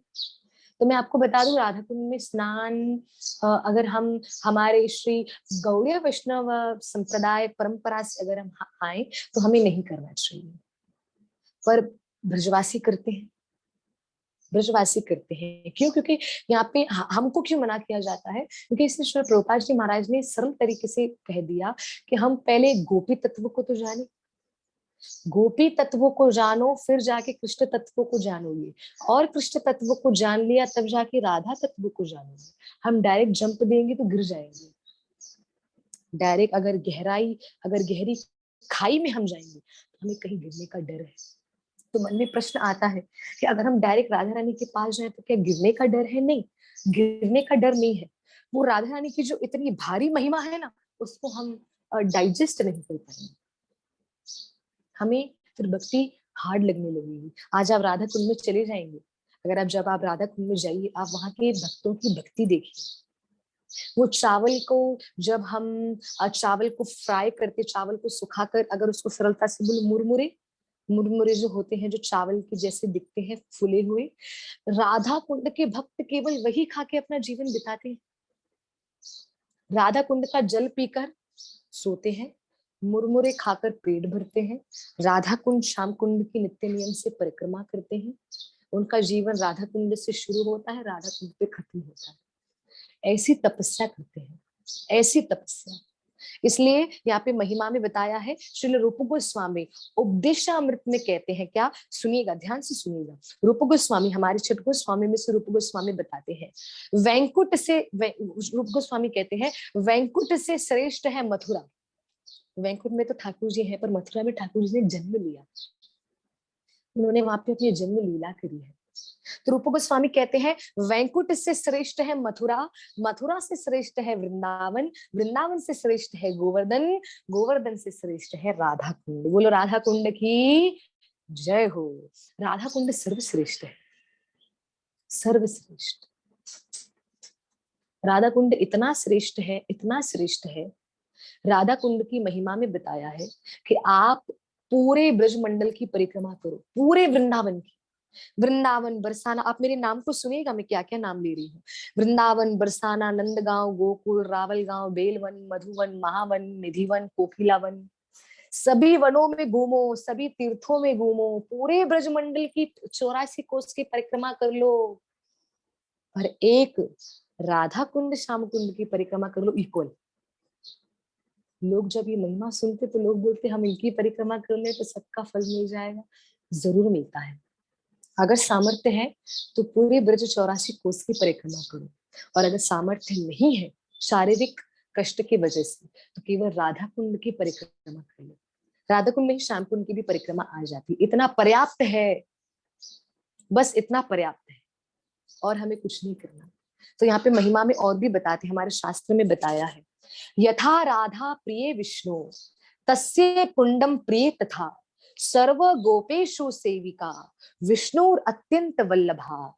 यहाँ पे विष्णु कहते हैं, यहाँ पे हमारे श्री हरि कहते हैं, मुझे जितनी राधा रानी प्रिय है उतना ही मुझे राधा रानी का कुंड भी प्रिय है, और जितनी मुझे गोपियां प्रिय है, उनमें से सभी गोपी, जितनी मुझे गोपियां प्रिय है उनमें से सर्वाधिक अधिक प्रिय मुझे राधा रानी है, जो मेरी वल्लभा है, राधा वल्लभा। इसलिए ठाकुर जी का एक नाम है राधा वल्लभ।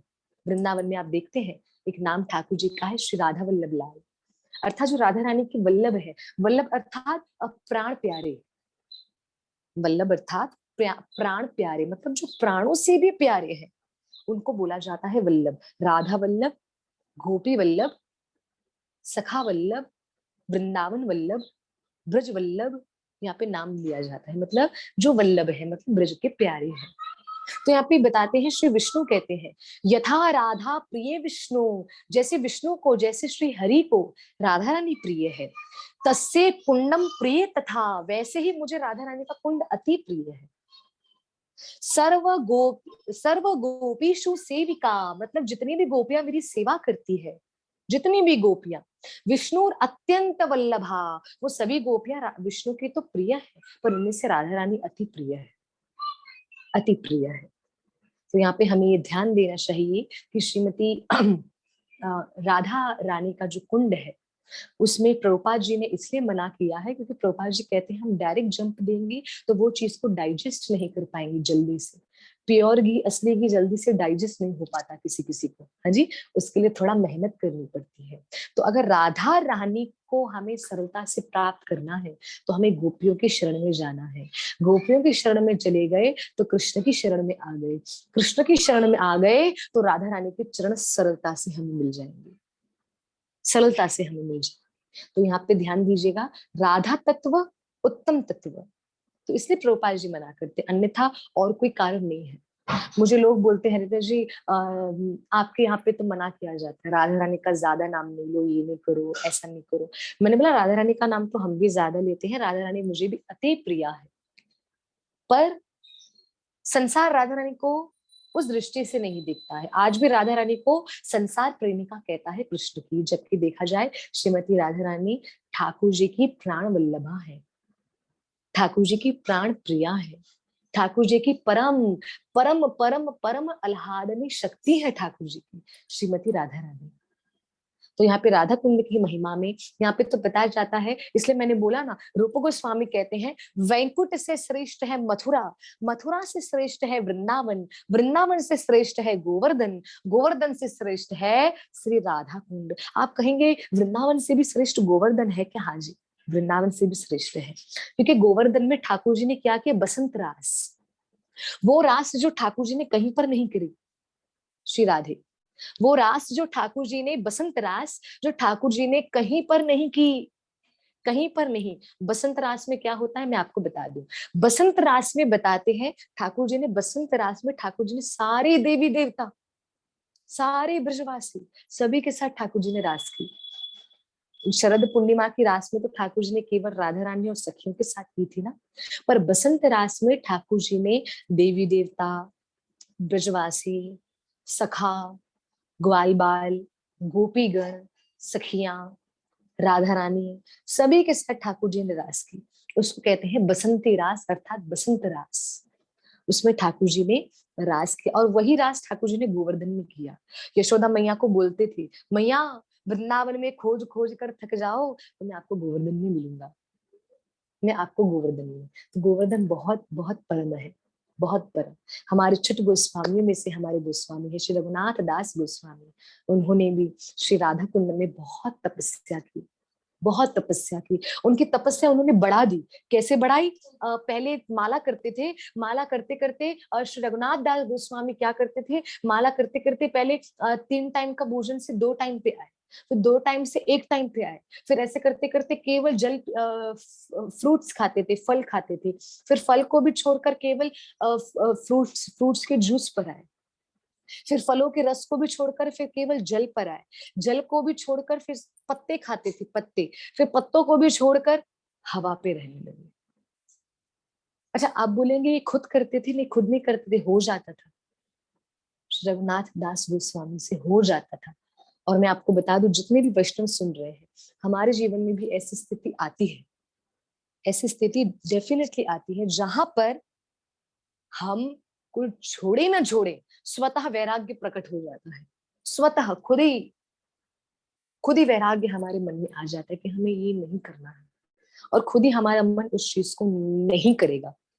तो रघुनाथ दास गोस्वामी का भी नहीं करता था, भोजन नहीं करते थे, खाते पीते नहीं थे, शरीर पतला सा हो गया, झुर्रियां आ गई, तो राधा रानी से देखा नहीं गया। राधा रानी ने कहा श्याम सुंदर होंगे, मेरे श्याम सुंदर परीक्षा लेने वाले होंगे, मैं परीक्षा नहीं लेती।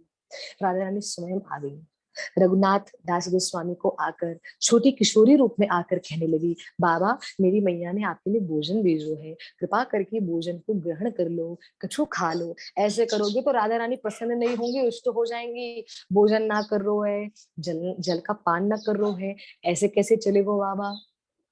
उस समय श्रीमती राधा रानी जो किशोरी रूप में आई, रघुनाथ दास गोस्वामी ने कहा, नहीं किशोरी, नहीं लाली, मुझे कुछ ग्रहण नहीं करना, मेरा मन ही नहीं कर रहा। अब मेरा मन, मेरा पेट भर जाता है क्योंकि मेरी आत्मा प्रसन्न है। मेरी आत्मा कैसे प्रसन्न है?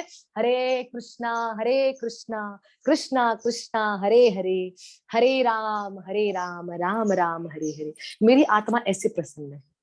तो आत्मा अगर प्रसन्न है तो शरीर का तो कुछ नहीं है, आज है कल नहीं नश्वर। पर राधा रानी ने मन में कहा कि ऐसे भक्तों की जरूरत सभी को है, अगर ये नहीं खाएंगे पिएंगे तो प्रसार कैसे करेंगे? तो उस समय श्रीमती राधा रानी छोटी किशोरी रूप में भी आकर कहने लगी, बाबा अगर आप नहीं खाओगे तो मैं भी नहीं खाऊंगी, लाला मोए बहुत, बाबा मोए बहुत भूख लगी है। उस समय श्रीमती राधा रानी अपने हाथों से भोजन बनाकर आई। अच्छा, भक्त पूछते हैं क्या बनाकर आई थी? चावल की खीर और अरबी कच्चा आलू जो होता है वो राधा रानी का अति प्रिय है। राधा रानी उनकी सब्जी बनाकर आई थी, उनकी भाजी बनाकर आई थी श्रीमती राधा रानी, उनका साग बनाकर आई थी। तो वो राधा रानी अपने हाथों से गर्मा गर्म चपाती श्री रघुनाथ दास गोस्वामी महाराज को खिला रही है। और खिलाते खिलाते रघुनाथ दास बाबा जी माला कर रहे थे, फिर खा रहे हैं, फिर भजन, क्योंकि वो छोड़ ही नहीं पा रहे, उनसे खुद ही हो रहा है। वृंदावन में एक संत को मैंने देखा, उनका हाथ चलता रहता है ऐसे, अगर उनके हाथ में कुछ हो ना हो चलता रहेगा। क्यों? क्योंकि उन्होंने इतना जाप किया कि अभी उनकी इंद्रियां हैं, वो भी बोल रही हैं करते रहो करते रहो करते रहो। ये हमारी इंद्रियां भी हमें हेल्प करती है, पर शर्त है पहले हमें करना है। तो राजा रानी ने उनको अपने हाथों से भोजन कराया। रघुनाथ गोस्वामी ने भोजन किया। गर्मी हुई, गर्मी का समय आया, तीव्र गर्मी, तीव्र गर्मी, मानो सूर्य सर पर आकर बैठे हो, ऐसी तीव्र गर्मी। और उसमें भी रघुनाथ दास गोस्वामी महाराज राधा कुंड पे भजन कर रहे हैं, महामंत्र का, हरि नाम का उच्चारण कर रहे हैं। श्रीमती राधा रानी से देखा नहीं गया, भक्तों ने उठाने का प्रयास किया बाबा को, बाबा उठ नहीं रहे, ध्यान में मग्न हो गए। श्रीमती राधा रानी ने अपने सुंदर दुपट्टे के आंचल की छांव से रघुनाथ गोस्वामी महाराज को छाया दी है। और महिमा में बताया जाता है, श्री राधा कुंड की महिमा में बताया जाता है, जब जब राधा कुंड की महिमा में जब उनको खोलो तो रघुनाथ दास गोस्वामी महाराज का सबसे प्रथम नाम आता है। राधा रानी के लाडले थे वो। राधा रानी उनको भोजन कराने रोज आया करती थी, रोज नित्य नियम से। और राधा रानी तो इतनी कृपालु है कि जब रघुनाथ दास गोस्वामी महाराज जब रात को सोते थे, भजन थोड़ी देर भी जब वो सोते थे, तो उसमें भी राधा रानी उनको देखा करती थी कि सो रहे हैं। पूरा दिन तो ख्याल रखती थी, रात को भी रखती थी कि सो रहे हैं, कोई उनको कष्ट तो नहीं हो रहा। महिमा में तो ये भी बताया है, जब महाराज सोया करते थे, जब हमारे श्री रघुनाथ दास गोस्वामी महाराज जब सोया करती थी, तो राधा रानी उनको अपने दुपट्टे से राधा रानी उनको हवा डालती थी, क्योंकि गर्मियों के समय थे। इतनी बड़ी कृपा है, इतनी बड़ी कृपा। छाया देकर राधा रानी खड़ी होती थी, भोजन बनाकर लेकर आती थी, दूध दूध उनको पिवाया करती थी। रघुनाथ दास गोस्वामी महाराज ने कहा, अपने भजन के प्रभाव से उनको लगा कि ये तो कोई अद्भुत है, कौन है, कृपा करके बताइए आप कौन है। तो राधा रानी ने रघुनाथ दास गोस्वामी महाराज को अपने दिव्य स्वरूप का दर्शन दिया। जैसे दर्शन दिया रघुनाथ गोस्वामी महाराज ने, उसके बाद अपनी लीला को विराम कर दिया, क्योंकि राधा रानी के दिव्य दर्शन हो गए उनको, राधा रानी के वास्तविक स्वरूप के दर्शन हो गए। तो बस किसी चीज का कोई इच्छा शेष रही ही नहीं। बस ये होने के बाद राधा रानी को प्रणाम करके राधा रानी में लीन हो गए, समा गए और अपने अपने प्राणों का अंत कर दिया श्री रघुनाथ दास गोस्वामी महाराज ने। आज भी वहां के भक्त कहते हैं, दोपहर के समय, आज भी दोपहर के समय वहां पर एकांत जब हो, तो वहां पे अगर आप कान लगा के सुनेंगे, तो वहां पे आज भी हमें हरि नाम की आवाज सुनाई देती है। जबकि आप देखेंगे कि वहां पे माला करने वाला कोई नहीं होगा। अच्छा, कौन है वहां? श्री रघुनाथ दास गोस्वामी महाराज। ये उस महिमा में बताया है, राधा कुंड की महिमा में। मुझे अभी भी याद है, मैं कुछ समय, अभी थोड़े समय पहले मैं वृंदावन गई थी, तो मैं शाम कुंड पे बैठ के माला कर रही थी। तो माला करते करते कथा में हमने सुना है कि राधा कुंड श्याम कुंड में इतना सुंदर स्वरूप, इतना सुंदर स्वरूप था पहले कि, अच्छा अभी भी है, ऐसा नहीं है अभी नहीं है, पर अभी उसकी महिमा को उन्होंने बचाया नहीं है। मैं देख रही थी, कोई राधा कुंड में अपने कपड़े धो रहा था। मैंने कहा, माता जी आप ये अपराध कर रहे हैं, राधा रानी का पुण्य है। बोला, हमें पता है राधा रानी हमारी माँ है, माँ कुछ नहीं बोलती। मैंने बोला, माँ कुछ नहीं बोलती, पर इसका मतलब ये नहीं है कि माँ के मौन रहने को हमें इतना, माँ मौन है तो हमें इतना उनका फायदा उठाना है, ऐसा भी नहीं करना है। राधा कुंड में, हाँ, राधा कुंड की सफाई होती रहती है। हर हर 3-3 4-4 महीने में राधा कुंड को साफ किया जाता है, क्योंकि राधा कुंड में सब दीप अर्पण करते हैं, पुष्प डालते हैं। हाँ जी, तो ये सब उसको साफ किया जाता है। आज भी राधा कुंड में एक माता जी अपनी छोटी बच्ची को लेकर जाती है, कभी 1 घंटा, कभी 2 घंटा राधा कुंड के अंदर बैठी रहेंगी, अंदर, जबकि राधा कुंड बहुत गहरा है, बहुत गहरा। अंदर बैठकर पूरा राधा कृपा कटाक्ष गाएंगी, राधा कृपा कटाक्ष, राधा स्तोत्रम, श्री राधा चालीसा, श्री कृष्ण कृपा कटाक्ष, अंदर अपनी छोटी बच्ची को लेकर। और बाहर आके जब उनसे पूछते हैं, माता जी डूबने जाती, आपको तैरना आता है? बोलती नहीं, तैरना नहीं आता। आपके बच्चे को तैरना आता है? नहीं, उसको भी नहीं आता। माता जी आप डूब नहीं जाते? तो वो छोटी बच्ची कहती है, डूबेंगे क्यों, हम जैसे अंदर जाते तो राधा रानी एक और मेरी मैया को बिठाती हैं और एक और मुझे बिठाती हैं, और हम लोग राधा रानी की गोद में बैठ के श्री राधा कृपा कटाक्ष गाते हैं। वो छोटी सी बच्ची राधा रानी के नित्य नियम से दर्शन करती है, और वो तो सबको कहती है, हाँ अंदर है राधा रानी। और अगर आप जब उसको पूछोगे वो बच्ची से कि राधा रानी ने क्या श्रृंगार किया, वो बता देगी कि राधा रानी ने ऐसा ऐसा श्रृंगार किया है। आज राधा रानी ने ये वस्त्र को धारण किया, और राधा रानी अपनी गोद में बिठाकर, हम पर जब हम गा रहे थे ना, हम राधा कृपा कटाक्ष गाते हैं ना, तो राधा रानी हमारे सर पर ऐसे हाथ फिराती, ऐसे। तो ये महिमा आज भी, आज भी अगर आप थोड़ा सा जल्दी, अगर कोई भक्त जाएंगे, कभी भी अगर आप भक्त, आप में से कोई भक्त थोड़ा जल्दी जाए, आप बोलेंगे माता जी कभी कभी होता है, मैं आपको टाइम बता दूं, ये होता है कुछ 4:30 से 5:30 के बीच। अभी भी कभी, वो माता जी की मर्जी है, कभी राधा रानी उनसे बातें करती है तो वो 2 घंटे भी लगा देती है।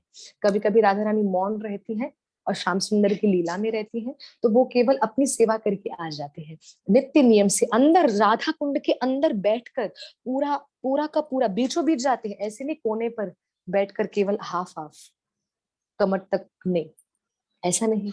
पूरा राधा कुंड के अंदर अपनी छोटी सी बच्ची को लेकर वो माता जी जाती है, और जाकर राधा रानी की महिमा गाती है। कि राधा रानी की अनंत महिमा है, अनंत महिमा।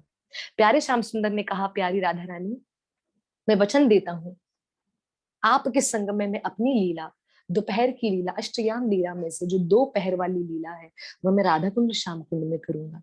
दूसरा वचन ये देता हूँ कि प्यारी राधा रानी, जो कोई हमारे इस कुंड में आकर, आपके इस कुंड में आकर जो भी अपनी इच्छा को प्रकट करेगा, राधा रानी उसकी हर एक इच्छा को मैं पूर्ण करूंगा, अवश्य मैं पूर्ण करूंगा, मैं जरूर पूरा करूंगा। और श्रीमती राधा रानी जो भी अपने अपने पति के संग, पत्नी के संग, अपने विवाहित जोड़े के संग में जो इस स्थान पर आकर स्नान करेगा और आपकी प्रेमा भक्ति मांगेगा, मेरी प्रेमा भक्ति मांगेगा और निसंतान है, निसंतान की इच्छा करेगा, तो मैं भी वो इच्छा को पूर्ण करूंगा। तो आज भी बहुला अष्टमी के दिन, जिसको बोला जाता है अहोई अष्टमी, उस दिन जो कोई राधा कुंड में रात्रि के 12 बजे जो कोई स्नान करता है पति के संग या पत्नी के संग, जोड़े के संग, जिसको संतान नहीं है उसको संतान अवश्य हो जाती है। ये वहां की महिमा में बताया गया है आज भी। अच्छा, अगर अगर जिनको संतान नहीं चाहिए वो स्नान करें तो, वो स्नान करें तो सरल है, श्यामा श्याम की प्रेमा भक्ति, उनको श्यामा श्याम की प्रेमा भक्ति मिल जाती है बड़ी सरलता से। ये राधा कुंड में स्नान कर रहे हैं। राधा कुंड राधा रानी के स्वरूप से बिलख नहीं है, अलग नहीं है। आप राधा कुंड का दर्शन करो और आप राधा रानी का साक्षात दर्शन करो, दोनों एक ही सम्मान, दोनों एक सम्मान। बस इतनी महिमा में मैं बताना चाहती हूँ कि श्रीमती राधा रानी राधा कुंड में आज भी विहार करती हैं, अपनी सखियों के संग में, अपने प्यारे श्याम सुंदर के संग में। और राधा कुंड की इतनी महिमा क्यों है मैंने आपको बता दिया, क्योंकि राधा कुंड की इसलिए महिमा है कि यहाँ पर राधा कुंड की महिमा इसलिए ज्यादा बताई है कि प्यारे श्याम सुंदर ने अपने हाथों से श्रीमती राधा रानी का महाअभिषेक किया था। कहाँ? राधा कुंड के अंदर। तो इसलिए राधा कुंड की अनंत कोटि महिमा है। राधा कुंड का अगर हम राधा कुंड में जब भी हम जाएं, तो अगर आप स्नान करते भी हैं तो स्नान वही लोग कर सकते हैं जिनके मन के अंदर कोई भी श्यामा श्याम के प्रति कोई भी शंका नहीं है। कृपा करके वो लोग अवश्य कर सकते हैं, पर वो लोग नहीं जो अभी भी कहीं ना कहीं उनके मन में कुछ डाउट पड़ा ही हुआ है। हाँ, क्वेश्चन हो चलेगा, शंका अलग बात है। वो एक मन में एक शंका आ जाती है ना, उसका निवारण जल्दी कर लेना चाहिए। मैं बारंबार ये बात बोलती हूँ, बारंबार बोलती हूँ, उसका जल्दी से निवारण कर लेना चाहिए, जल्दी से। हाँ, तो वहां पे महिमा में ये बताया गया है कि राधा कुंड में अगर भक्त जाएं तो क्या करना चाहिए, हाथ में जल लेकर आचमन करना चाहिए और उसके बाद प्रणाम करना चाहिए, दीप अर्पण करना चाहिए। राधा कुंड के पास बैठकर आप कृपा करके कम से कम ज्यादा 16 करो माला तो बहुत बढ़िया, नहीं कर पाए तो कम से कम एटलीस्ट 2 या 3 तो गुरु कृष्ण राधे, इन तीनों की माला अवश्य आप वहां पे बैठ के करें। राधा कृपा कटाक्ष, राधा स्तोत्रम, श्री राधा चालीसा, इनका अवश्य आप पठन करें राधा कुंड के पास बैठकर। कृपा करके, कृपा करके ये अवश्य हमें करना जरूरी है। जल्दी से मैं बता दूं कि आज के दिन हम क्या क्या कर सकते हैं। नियम बहुत कुछ बताए हैं, पर थोड़ा बहुत जो हम कर पाए वो मैं आपको बता दूं। आज के दिन को बोला जाता है बहुला अष्टमी। बहुला अष्टमी इसलिए भी बोला जाता है क्योंकि भगवान श्री कृष्ण के वृंदावन में एक लीला हुई है। वो लीला इस प्रकार हुई कि एक बार सारी गाय का झुंड यमुना किनारे घास खा रहा था। वहां पे एक शेर आया, भयंकर शेर आकर दहाड़ मारने लगा और वो शेर ने एक एक गऊ को पकड़ लिया। वो गऊ का नाम था सीता। तो उस सीता गऊ को छुड़ाने के लिए दूसरी गऊ आती है, उस गऊ का नाम है बहुला। वो गऊ कहती है, शेर को कहती है, आप कृपा करके मेरी सहेली सीता को छोड़ दीजिए। तो कहा, मैं इसको छोड़ूंगा पर मैं तुम्हारा भोजन करूंगा, सोच लो, विचार कर लो। वो शेर ने कहा। तो बहुला गऊ ने कहा, आप मुझे खा लीजिए पर मेरी आप सखी को, मेरी सहेली को छोड़ दीजिए क्योंकि वो गर्भवती है, उसको छोड़ दीजिए। बहुला गऊ ने कहा, बहुला गाय ने कहा। अब इतना कहकर वो जो बहुला गाय है, बहुला गौ माता है, उसने बाघ से कहा, शेर से कहा, मैं आपका भोजन बनने के लिए तैयार हूँ, पर मैंने अभी अभी कुछ समय पहले मैंने ही अपने बछड़े को अपने से जन्म दिया है, तो मैं उसको एक अंतिम विदाई उसकी कर कर आती हूँ। कृपा करके मुझे मुझे थोड़ा सा समय दीजिए। बाघ ने कहा, तुम जा रही हो, अगर भाग गई तो? मैं कैसे आप पर विश्वास करूं? बहुला गौ कहती है कि मुझे सौगंध है मेरे प्यारे श्याम सुंदर की, मुझे कसम है मेरे वृंदावन धाम की, मैं आपको वचन देती हूँ, जा रही हूँ पर लौट कर जरूर आऊंगी, बस थोड़े समय की मोहलत दीजिए। कृष्ण को साक्षी मानकर बहुला गौ माता ने कृष्ण को साक्षी मानकर वचन दिया है शेर को भाग को। वहां से चली गई, अपने बछड़े से मिलती है, वो जो बछड़ा जो छोटा सा प्यारा सा नन्हा सा बछड़ा है, उससे बहुला गौ मिलकर उसको गले से लगाती है, उसको चाट चाट कर उससे प्रेम करती है। बहुला गौ कहती है मुझे जाना पड़ेगा, मैंने बाघ को शेर को मैंने वचन दिया है कि मैं आपका भोजन बनने के लिए आ जाऊंगी, मैं थोड़े समय के लिए आपसे मिलने आई हूँ। बछड़ा कहता है आप जा रही हो तो मैं भी चलूंगा। और जब माँ और बछड़ा जा रहे हैं तो पीछे से जो गौपालक है, गौपालक मतलब जो गौओं का रक्षा करने वाला, गौशाला को चलाने वाला, वो था वृद्ध ब्राह्मण। तो वृद्ध ब्राह्मण वो था, उसने कहा आप लोग मत जाओ, गौ माँ बहुला तुम मत जाओ, तुम्हारी दूध की तो जरूरत है इस बछड़ी को, मैं तो वैसे भी बूढ़ा हो गया हूँ, मेरी जिंदगी कब तक है, मैं उस शेर का भोजन बन जाता हूँ। अब ये ना करते हुए शेर के पास ये तीनों आ गए, बहुला गाय भी आ गई, बछड़ा भी आ गया, और वो ब्राह्मण गौपालक भी आ गया।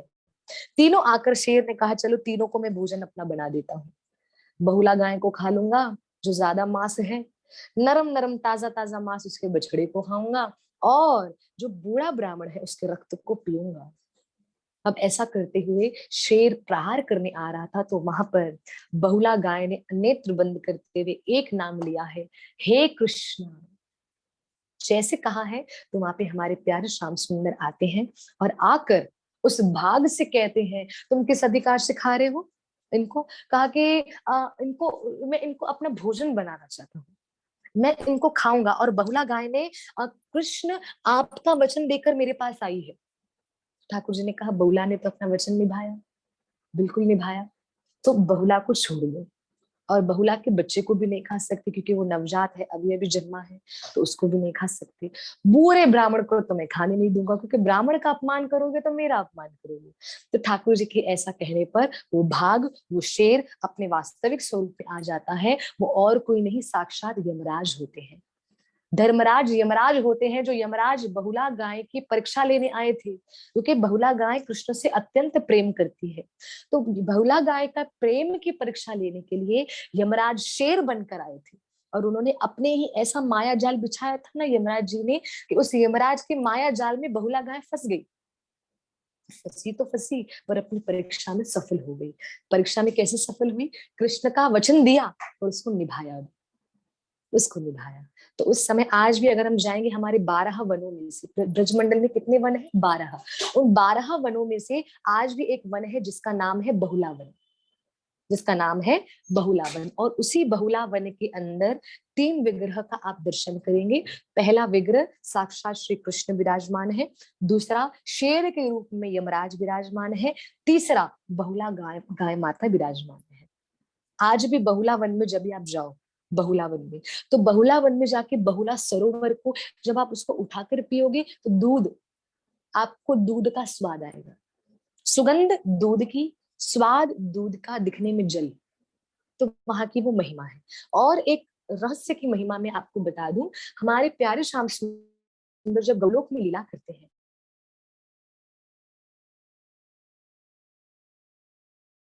तो बुक में लीला, जो ठाकुर जी की लीला होती है ना, तो खा सकते हैं तो उसमें अलग गाय होती है, जी बैठते हैं तो उसमें अलग गाय की सेवा लगती है, जब ठाकुर जी खाते हैं तो अलग गौ माता की सेवा लगती है। तो ठाकुर जी के गौलोक में जब ठाकुर जी रात्रि के समय महारास करते हैं, तो उस अर्धरात्रि के महारास में जो ठाकुर जी के पीछे जो गाय माता जो विराजमान होती है, जो खड़ी रहती है, उस गाय का नाम है बहुला गाय। तो ये बहुला गाय कौन है? ठाकुर जी की गौलोक, गौलोक धाम की गाय है बहुला गाय। तो 12 वनों में से एक वन है बहुला वन, जो बड़ा सुंदर है। इसलिए देखो 12 वन के क्या नाम है? भद्रवन, बेलवन, लोहवन, भांडिरवन, महावन, मधुवन, तालवन, कुमुदावन, बहुलावन, काम्यवन, खादिरावन और वृंदावन। इन 12 वनों में से एक वन है बहुलावन। ठाकुर जी ने उस वन को बहुला के नाम से रख दिया, बहुला ये वन आपका है। क्योंकि आपने मेरे प्रति आपने इतना समर्पण भाव दिखाया है। जो कोई इस वन में आएगा बहुला, मैं वचन देता हूँ, वो कभी भी यमराज का मुख नहीं दिख सकता, कभी भी यमराज उसके द्वारे पर नहीं जाएगा, भले वो कितना भी महापापी हो। एक बार भी अगर वो बहुला वन में आ जाए और आकर आपको प्रणाम करे बहुला, तो मैं वचन देता हूँ वो कभी भी अपने जीवन में यमराज तथा यम के दूतों का मुख नहीं देखेगा, और वो सीधा मेरे गौलोक धाम को आएगा। ये मेरे ठाकुर जी के वचन है। तो जल्दी से सुन लीजिए आज के दिन क्या कर सकते हैं। आज के दिन अगर आपके इर्द गिर्द कहीं गौशाला है तो कृपा करके आज आप गौशाला में अवश्य जाइएगा, गौ माता को दीप अर्पण करिएगा।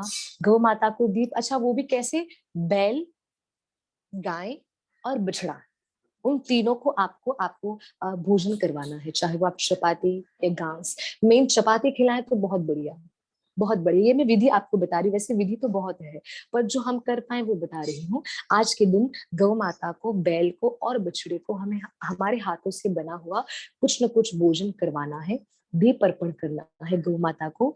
और अच्छा, ये बैल के साथ भी करना है? नहीं, बैल और बछड़ा और गाय इनको खिलाना है, पर गौ माता को दीप अर्पण करना है, उनके चरणों पर जल डालना है, उनकी प्रदक्षिणा करनी है 4 बार, और उनको प्रणाम करते हुए गोपाल की, गोविंद की, प्यारे श्याम सुंदर की प्रेमा भक्ति की प्राप्ति करने की प्रार्थना करनी है।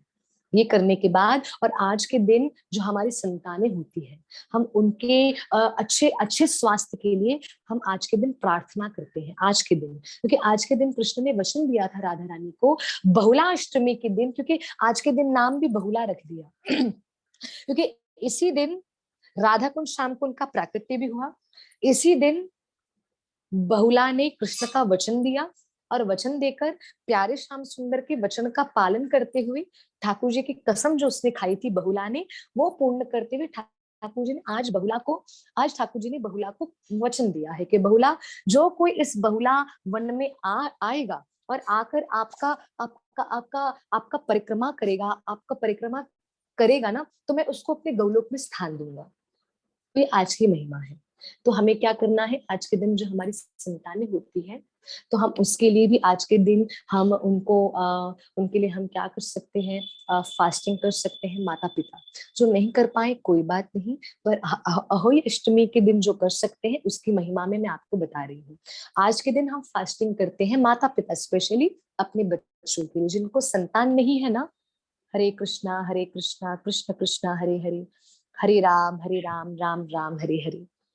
जिनको संतान नहीं है वो माता पिता आज के दिन फास्टिंग करते हैं, पूरे दिन निर्जला रहकर, अगर निर्जला नहीं रह पाते तो वो एकादशी का प्रसादम ग्रहण कर सकते हैं, और संध्या के बाद वो भोजन कर सकते हैं। और जब भोजन करें तो स्पेशली राधा रानी के सामने, श्रीमती राधा रानी के सामने वो हाथ जोड़कर प्रार्थना करें, और प्रार्थना करते हुए राधा रानी से जो उनके बच्चे हैं उनका नाम लेते हुए कहें कि उनका जीवन निरोगी हो जाए, अगर जिनको बच्चे हैं, और अगर जिनको नहीं है वो राधा रानी से प्रार्थना कर सकते हैं। और अगर ये कुछ भी नहीं तो वो केवल राधा रानी से अपनी प्रेमा भक्ति की प्रार्थना कर सकते हैं।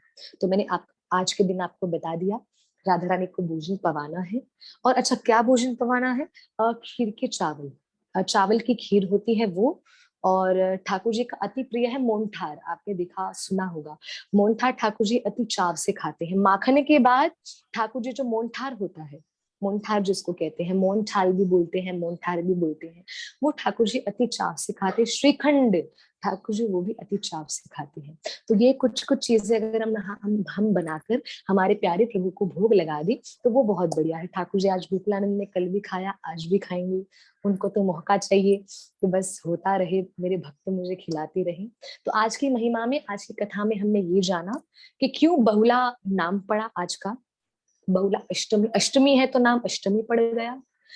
बहुला इसलिए नाम पड़ा है क्योंकि आज के दिन ठाकुर जी ने बहुला गाय माता को वचन दिया था, उसकी रक्षा की थी, बहुला गाय की। और आज के दिन राधा कुंड श्याम कुंड का प्राकट्य भी हुआ। तो आज की कथा को विराम करते हुए कोई भी आप भक्तों का कोई प्रश्न हो, आप कृपा करके पूछ सकते हैं। जय श्री राधे। हरे कृष्णा। हरे बहुत अच्छा कृष्ण। कथा किया आपने, बहुत ही अच्छा महिमा गाया। कोई भक्त को अगर कोई क्वेश्चन है तो अनम्यूट करके माता जी को पूछ सकते हैं या कमेंट बॉक्स में टाइप कर सकते हैं। हरे कृष्णा। तो माता जी आज प्राकट्य राधा कुंड फॉर्मेशन डे नहीं है, आज प्राकट्य दिवस है, जिस दिन चैतन्य महाप्रभु जी ने उसको प्रकट किया था। हाँ जी जी प्रभु जी, आज महाप्रभु ने आज ही के दिन राधा कुंड श्याम कुंड को उजागर किया था। क्षमा करिए क्षमा करिए, महाप्रभु ने उजागर नहीं, ये वो दिन है कि आज के दिन मतलब तिथि के अनुसार, ग्रह नक्षत्र के अनुसार अरिष्ठासुर का वध आज हुआ, और श्याम कुंड राधा कुंड कृष्ण ने और राधा रानी ने आज निर्माण किया था। महाप्रभु ने कब उजागर किया, उसकी तिथि, उसका समय, वो सब अलग है, वो सब अलग है। और अगर हम उसकी खोज करें तो वो भी दिन आता है। मैं आपको बता दूं, ब्रजमंडल में आज भी वो दिन मनाए जाते हैं जब जब चैतन्य महाप्रभु ने जाके इस गली का उजागर किया। वृंदावन की कितनी गलियां हैं, ब्रज गलियां, उसका उजागर किया। इस गली ये गली यहाँ जाती है, ये गली यहाँ, क्योंकि वृंदावन पहले पूरा वृंदा था, पहले पूरा तुलसी महारानी से ढका हुआ था, छुपा हुआ था, सजा हुआ था। तो महाप्रभु ने जिस जिस चीजों का निर्माण किया, मैं आपको बता दूं, ये चीजें आपको कहाँ से पता चलेगी, जब हम जाएंगे ना श्री राधा दामोदर टेम्पल। तो श्री राधा दामोदर टेम्पल के जो जितने भी भक्त हैं, उनको ये रहस्य वाली बातें पता है। उन लोगों को पता है कि किस दिन, कौन से समय चैतन्य महाप्रभु ने राधा कुंड श्याम कुंड का उजागर किया। पर आज वो दिन है, आज के दिन श्री राधा कुंड श्याम कुंड श्यामा श्याम ने बनाया था, मतलब प्रॉपर निर्माण आज के दिन हुआ। खोजा वो महाप्रभु ने अलग, उसका समय, उसका तिथि, वो सब अलग है। वो सब अगर हमको जानना हो तो दामोदर टेम्पल के जो परम वैष्णव भक्त हैं, जो हमारे जीव गोस्वामी से जो जुड़े हुए हैं, उन लोगों को इन सब चीजों की प्रॉपर नॉलेज होती है। वो एक एक चीज प्रॉपर बताते हैं कि इस दिन हमारे गोस्वामी ने ये चीज का उजागर करा। तो अगर कोई किसी का कोई प्रश्न हो तो पूछ सकते हैं। श्री राधे। हरे कृष्णा माता जी, दंडवत प्रणाम। दंडवत प्रणाम। हरे कृष्णा माता जी, आज हम शाम को ही वृंदावन के लिए निकल रहे हैं भक्तों के साथ। जय श्री राधे हरि बोल। कृष्ण जी की और राधा जी की कृपा है जो जैसी पार्टी को बुला रहे हैं वहां पे, अनंत कोटि कृपा है जी। जी माता जी, आपने इतना अच्छा आज एक्सप्लेन किया हर चीज, मतलब जाने से पहले ही इतना सब कुछ समझाया, बहुत आनंद आया और बहुत ज्ञान, नॉलेज भी मिली। Thank you so much. और कोई तो हमें क्वेश्चन हो तो हमें बता सकते हैं, बाकी तो हम इस्कॉन के भक्तों के संग ही जा रहे हैं। बहुत बढ़िया, आप उनके संग जा रहे हैं, फिर आपको कोई टेंशन ही नहीं है क्योंकि आप उनके साथ जा रहे हैं तो आप परफेक्ट जा रहे हैं, क्योंकि वो परफेक्ट जितने दिनों में, देखो एक होता है कम दिनों में किन जगहों पे ज्यादा दर्शन करना। मुझसे लोग कभी कभी लिखवा लेते हैं, माता जी हमारे पास सिर्फ 4 डेज है, 5 डेज है, आप कृपा करके बताइए हम कहाँ कहाँ मिले। तो अगर आप स्कॉन की डिवोटीज के साथ, अगर आप टेम्पल के डिवोटीज के साथ अगर आप जा रहे हैं दर्शन करने के लिए, एक तो आप बहुत फायदे में है। क्यों? क्योंकि आपको मिल रहा है वैष्णवों का संग, हाँ जी। दूसरा, धाम की यात्रा, वो भी कार्तिक मास में, परम पवित्र महीना श्री कार्तिक मास, राधा रानी का अति प्रिय महीना। और अगर आप उन भक्तों के संग जा रहे हैं तो उनको परफेक्ट पता है कि किन दिनों में, कम दिनों में ज्यादा से ज्यादा हम कहाँ कहाँ दर्शन कर पाए। तो माता जी मैं आपसे अनुरोध करना चाहूंगी, कृपा करके आप राधा कुंड श्याम कुंड तो अवश्य जाइएगा। वैसे वो भक्त तो लेके ही जाएंगे नो डाउट, क्योंकि आप गोवर्धन जाएंगे। जी जी वो बता रखे है लिस्ट वगैरह की कहाँ कहाँ जाना है। वैसे हम लोग बस 30 तारीख को रुकेंगे और 31 के दिन तक रुकेंगे। 30 को फुल डे रुकेंगे और 31 को की मतलब पूरा डे टाइम रुकेंगे। बस हम 1 डे और एक तरह से अच्छा एक दिन के लिए ही 1 डे स्पेंड करेंगे वहां पे। चलिए, राधा रानी की कृपा है, श्री श्याम सुंदर की गुरु महाराज की कृपा है, जहाँ वृंदावन जा रहे हैं हम सब भक्तों की तरफ से आपको have a happy and safe journey. Vrindavan आप जा रहे हैं, जहाँ आप रहे हैं प्रसन्नता मुझे हो रही है तो आपको बहुत बहुत आप शुभकामनाएं। आप वहां जाके एक दिन के लिए भी जा रहे हैं ना, तो राधा कुंड श्याम कुंड जाइएगा, क्योंकि इस महीने में राधा कुंड श्याम कुंड की अनंत कोटि महिमा बढ़ जाती है। आप 12 के 12 महीनों में कभी भी ब्रजमंडल में जाओ, महिमा बढ़ी हुई है। पर कुछ कुछ समय ऐसा होता है जिस समय में ब्रजमंडल की महिमा अति उत्तम, अति उत्तम, अति पावन बताई जाती है। तो देवी देवता भी कार्तिक जी जी जी पहली बार ही जा रही हूँ माता जी।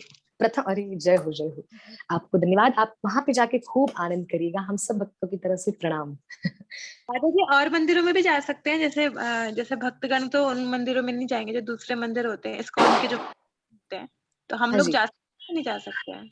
बिल्कुल जा सकते। अगर दूसरे मंदिरों में, जैसे ही दूसरे मंदिरों में, आप सब मंदिरों में जा सकते हैं। उसमें कोई कुछ ऐसा रोक टोक नहीं है माता जी। आप जिस मंदिर में भी जाएं, कोई भी मंदिर में हम जाके हम ठाकुर जी का दर्शन कर सकते हैं। श्री राधा रमन है, श्री राधा दामोदर है, मदन मोहन है, गोपीनाथ है, गोविंद देव है, हाँ श्री गोकुलानंद है। पहले इन सब मंदिरों में जाके, जो हमारे आचार्य से, हमारी परंपरा से जो बिलोंग करते हैं, कृपा करके वहां पर जाके हमें प्रथम प्रणाम जरूर करना है। कि जी हम वही। हमारे आचार्यों की वजह से ही हम वहाँ आ रहे हैं, क्योंकि हमारा नियम है। हम जब भी वृंदावन जाते हैं, पहले श्री राधा गोविंद टेम्पल, टेम्पल श्री प्रभुपाद की सभी को प्रणाम करते। श्री गोकुलानंद मंदिर आप जाएंगे, वहाँ पे आपको श्री नरोत्तम दास ठाकुर महाराज, श्री लोक आदि के दर्शन होंगे, तो उनको प्रणाम करना बहुत बहुत जरूरी है। तो गुरु जी गुरु प्रणाम और ठाकुर प्रणाम दोनों आप पूरे दिन में आप कर सकते हैं। दोपहर के समय ठाकुर जी होते हैं, सुबह से 12-1 के बीच आप दर्शन कर सकते हैं, संध्या में 5 से दर्शन कर सकते हैं हर जगह। श्री जी राधे। माता जी, बहुत और बहुत किसी का धन्यवाद। कोई प्रश्न हो, और किसी का कुछ? माता हरे जी मेरा कृष्ण एक माता क्वेश्चन है। जी। जी माता जी, बस मैं आप चाहती हूँ, आपकी कथा सुन के बस लगता है कि बस आते रहे और हम लोग श्रवण करते रहे। श्री राधे। मैं ऑफिस में आ रही थी, लेकिन मेरा मन नहीं आ था कि ऑफिस पहुंच ड्राइव करते करते आपकी कथा सुन सकूं। श्री ऑफिस राधे, में श्री आकर भी राधे। मैं कॉन्फ्रेंस रूम में आकर आपकी कथा श्रवण कर रही हूँ। बस आपको मैं दंडवत प्रणाम करना चाहती थी। हरे आपको कृष्ण। आपको बहुत बहुत धन्यवाद, क्योंकि आपका भाव ऐसा है जो आपको आनंद आता है। सुनते रहो, सुनते रहो, ऐसे ही जुड़े रहिए कथा से। कथा सुनते रहिए, भजन करते रहिए, और राधा रानी की महिमा को, कृष्ण महिमा को, वृंदावन महिमा को, गुरु महिमा को जानने का प्रयास करिए। जीवन में मैं तो बोलती हूँ असली आनंद यही है, बस इसी में समय बीत जाता है, पता ही नहीं चलता। श्री राधे। प्रणाम आपको माता जी, धन्यवाद। हरे कृष्ण। हरे कृष्ण माता जी, मेरा एक क्वेश्चन हरि था। बोल। जैसे जी राधा कुंड को सबसे श्रेष्ठ बताया जाता है, तो जी ऐसे भी सुनने में आता है कि मतलब राधा कुंड में, मतलब जैसे कि हिज होलीनेस गोपाल कृष्ण महाराज वो वहां पे जाके स्नान नहीं करते, तो जी मतलब हम लोग को वो भी, मतलब सिंस हम लोग प्यूरिफाइड उतना नहीं है एट दिस स्टेज, वो भी नहीं करना चाहिए। तो इसके बारे में अगर थोड़ा खुलासा करें, क्योंकि दोनों तरफ से ही ऐसे बताया जाता है, तो पूरा जी। मतलब क्या करना चाहिए आइडिया। मैं आपको बता दूं प्रभु जी, जैसे इसको इस बात को अगर लेंगे तो बहुत डीपली चली जाएगी, पर इतना तो मैं आपको बता दूं कि श्री राधा कुंड और श्याम कुंड में हम स्नान कर सकते हैं या नहीं। ब्रजवासी के अकॉर्डिंग देखा जाए, ब्रजवासियों के अकॉर्डिंग, तो हम बिल्कुल कर सकते हैं। पर हमारी परंपरा, जो हमारी प्रॉपर परंपरा आ रही है श्री प्रभुपाद जी महाराज से, हम हमारे आचार्यों से जुड़े हुए हैं, हम हमारे गोस्वामी से जुड़े हुए हैं, श्री प्रभुपाद जी महाराज से जुड़े हुए हैं, श्री गुरुदेव से जुड़े हुए हैं, तो उसमें हमको मना किया जाता है। यहाँ तक कि राधा कुंड के तिलक को भी लगाने से मना किया जाता है। देखो, अगर इतनी प्योरिटी हम में है, देखो इसके बहुत सारे रीजन है। फर्स्ट रीजन ये है प्योरिटी, इतना कहीं ना कहीं पवित्रता नहीं है कि राधा तत्व को हम जान पाए। क्योंकि राधा कुंड के अंदर जाना मतलब राधा रानी को स्पर्श करना, तो वो एक हाई लेवल की बात हो जाती है, पहला। दूसरा, यहाँ पे बताते हैं कि राधा कुंड की पवित्रता को थोड़ा मेंटेन करना भी जरूरी है। आज अगर कहना नहीं चाहिए मुझे, आज अहोई अष्टमी है, बहुला अष्टमी है, पर इतना तो मैं अवश्य कहूंगी कि अगर आप राधा कुंड का आज आप जल पिए, तो जैसे जल पिएंगे, तो यहाँ पर आपको थोड़ा सा गले में, और सरलता से बोलूं तो चुभने लगेगा। क्योंकि इसका क्या महिमा है कि किसी ने पिया, तो किसी ने मुझे कहा, अरे ऐसा पानी ऐसा हो गया है, तो मैंने कहा ऐसा नहीं बोलना है। राधा कुंड का जल है, मतलब श्रीमती राधा रानी है। ये ऐसा क्यों हुआ है? क्योंकि आजकल लोग जितने भी आ रहे हैं, कोई कपड़े धो रहा है, कोई स्नान कर रहा है, कोई 2-2 घंटा 3-3 घंटा राधा कुंड में बैठा हुआ है। तो ऑब्वियसली सी बात है, जब हम जितना पानी में रहते हैं, तो शरीर जितना पानी में रहेगा, तो हमारे शरीर का पानी उस पानी में बहेगा। तो वो भी एक तरीके का अपराध है, बहुत बड़ा अपराध है। इसलिए बोला जाता है कुंड में सरोवर में, नदी में उतना ही जाओ। इसलिए क्यों बोला जाता है 3 डुबकी का क्यों नियम बताओ?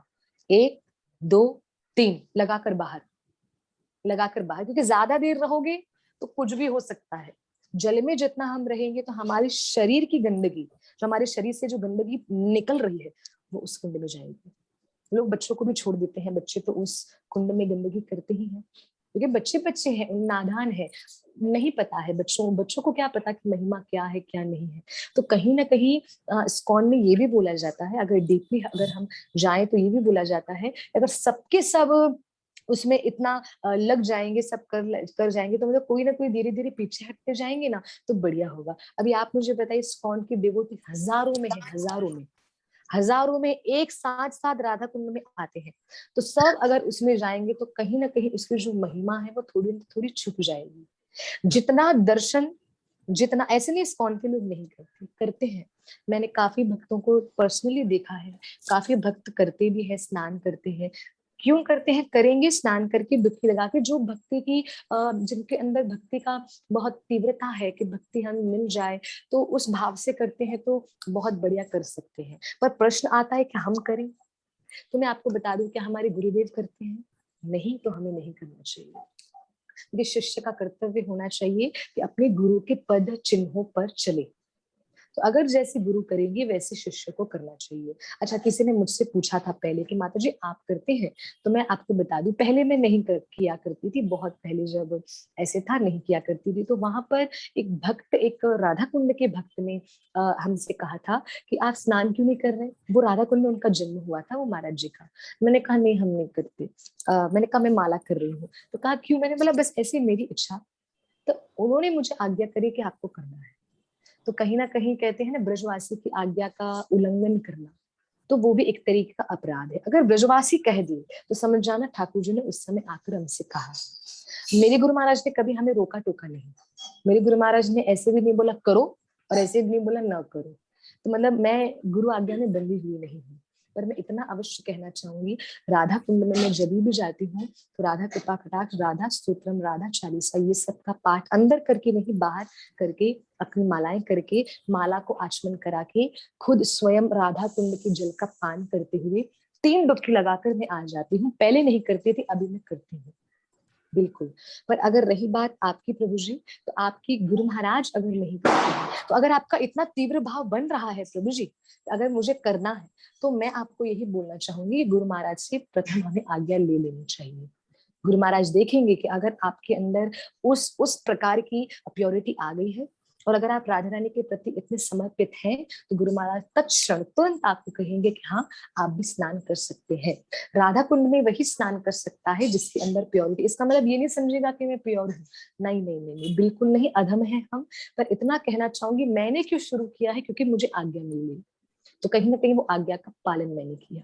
तो यहाँ पे बात आ जाती है आज्ञा की। तो अगर आपको आज्ञा मिले तो करना है, नहीं मिले तो प्रार्थना आचमन भी कर सकते हैं, या तो आप राधा कुंड के जल को थोड़ा सा लीजिए, लेकर अपने ऊपर आप छिड़क लीजिए। और इस्कॉन में इसलिए भी मना किया जाता है क्योंकि हमारा पैर सीधा, पहले देखो जल में सीधा पैर जाता है, तो वो भी नहीं होना चाहिए। मतलब राधा रानी के शरीर को, राधा रानी के श्री अंग को हम हमारे पैर का स्पर्श करवा रहे हैं, तो कहीं ना कहीं ये अपराध में काउंट होता है। पर प्योरिटी के लिए, भक्ति के लिए, साधना के लिए अगर चाहिए तो हम अवश्य कर सकते हैं, और करना भी चाहिए। तो प्रभु जी, आई होप आपको थोड़ा सा क्लियर होगा। मैं तो आपको कहूंगी आज्ञा पर आप डिपेंड रहिएगा। आज्ञा मिल जाए तो बहुत बढ़िया, और आज्ञा नहीं मिलती है तो राधा रानी तो आपको देख ही रही है राधा कुंड से। तो ये मैं आपको कहना चाहूंगी। और किसी का कोई प्रश्न?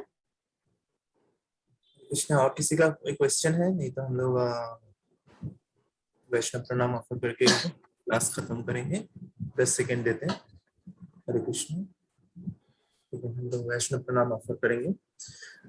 वांछा कल्पतरुभ्यश्च कृपा सिन्धुभ्य च पतितानां पावनेभ्यो वैष्णवेभ्यो नमो नमः। अनंत कोटि वैष्णववृंद की जय। श्री श्री राधा कुंज बिहारी भगवान की जय। श्री गौर निताय की जय। श्रील प्रभुपाद की जय। हरिप्रिया देवीदासी की जय। हरे कृष्ण हरे कृष्ण हरे कृष्ण हरि बोल।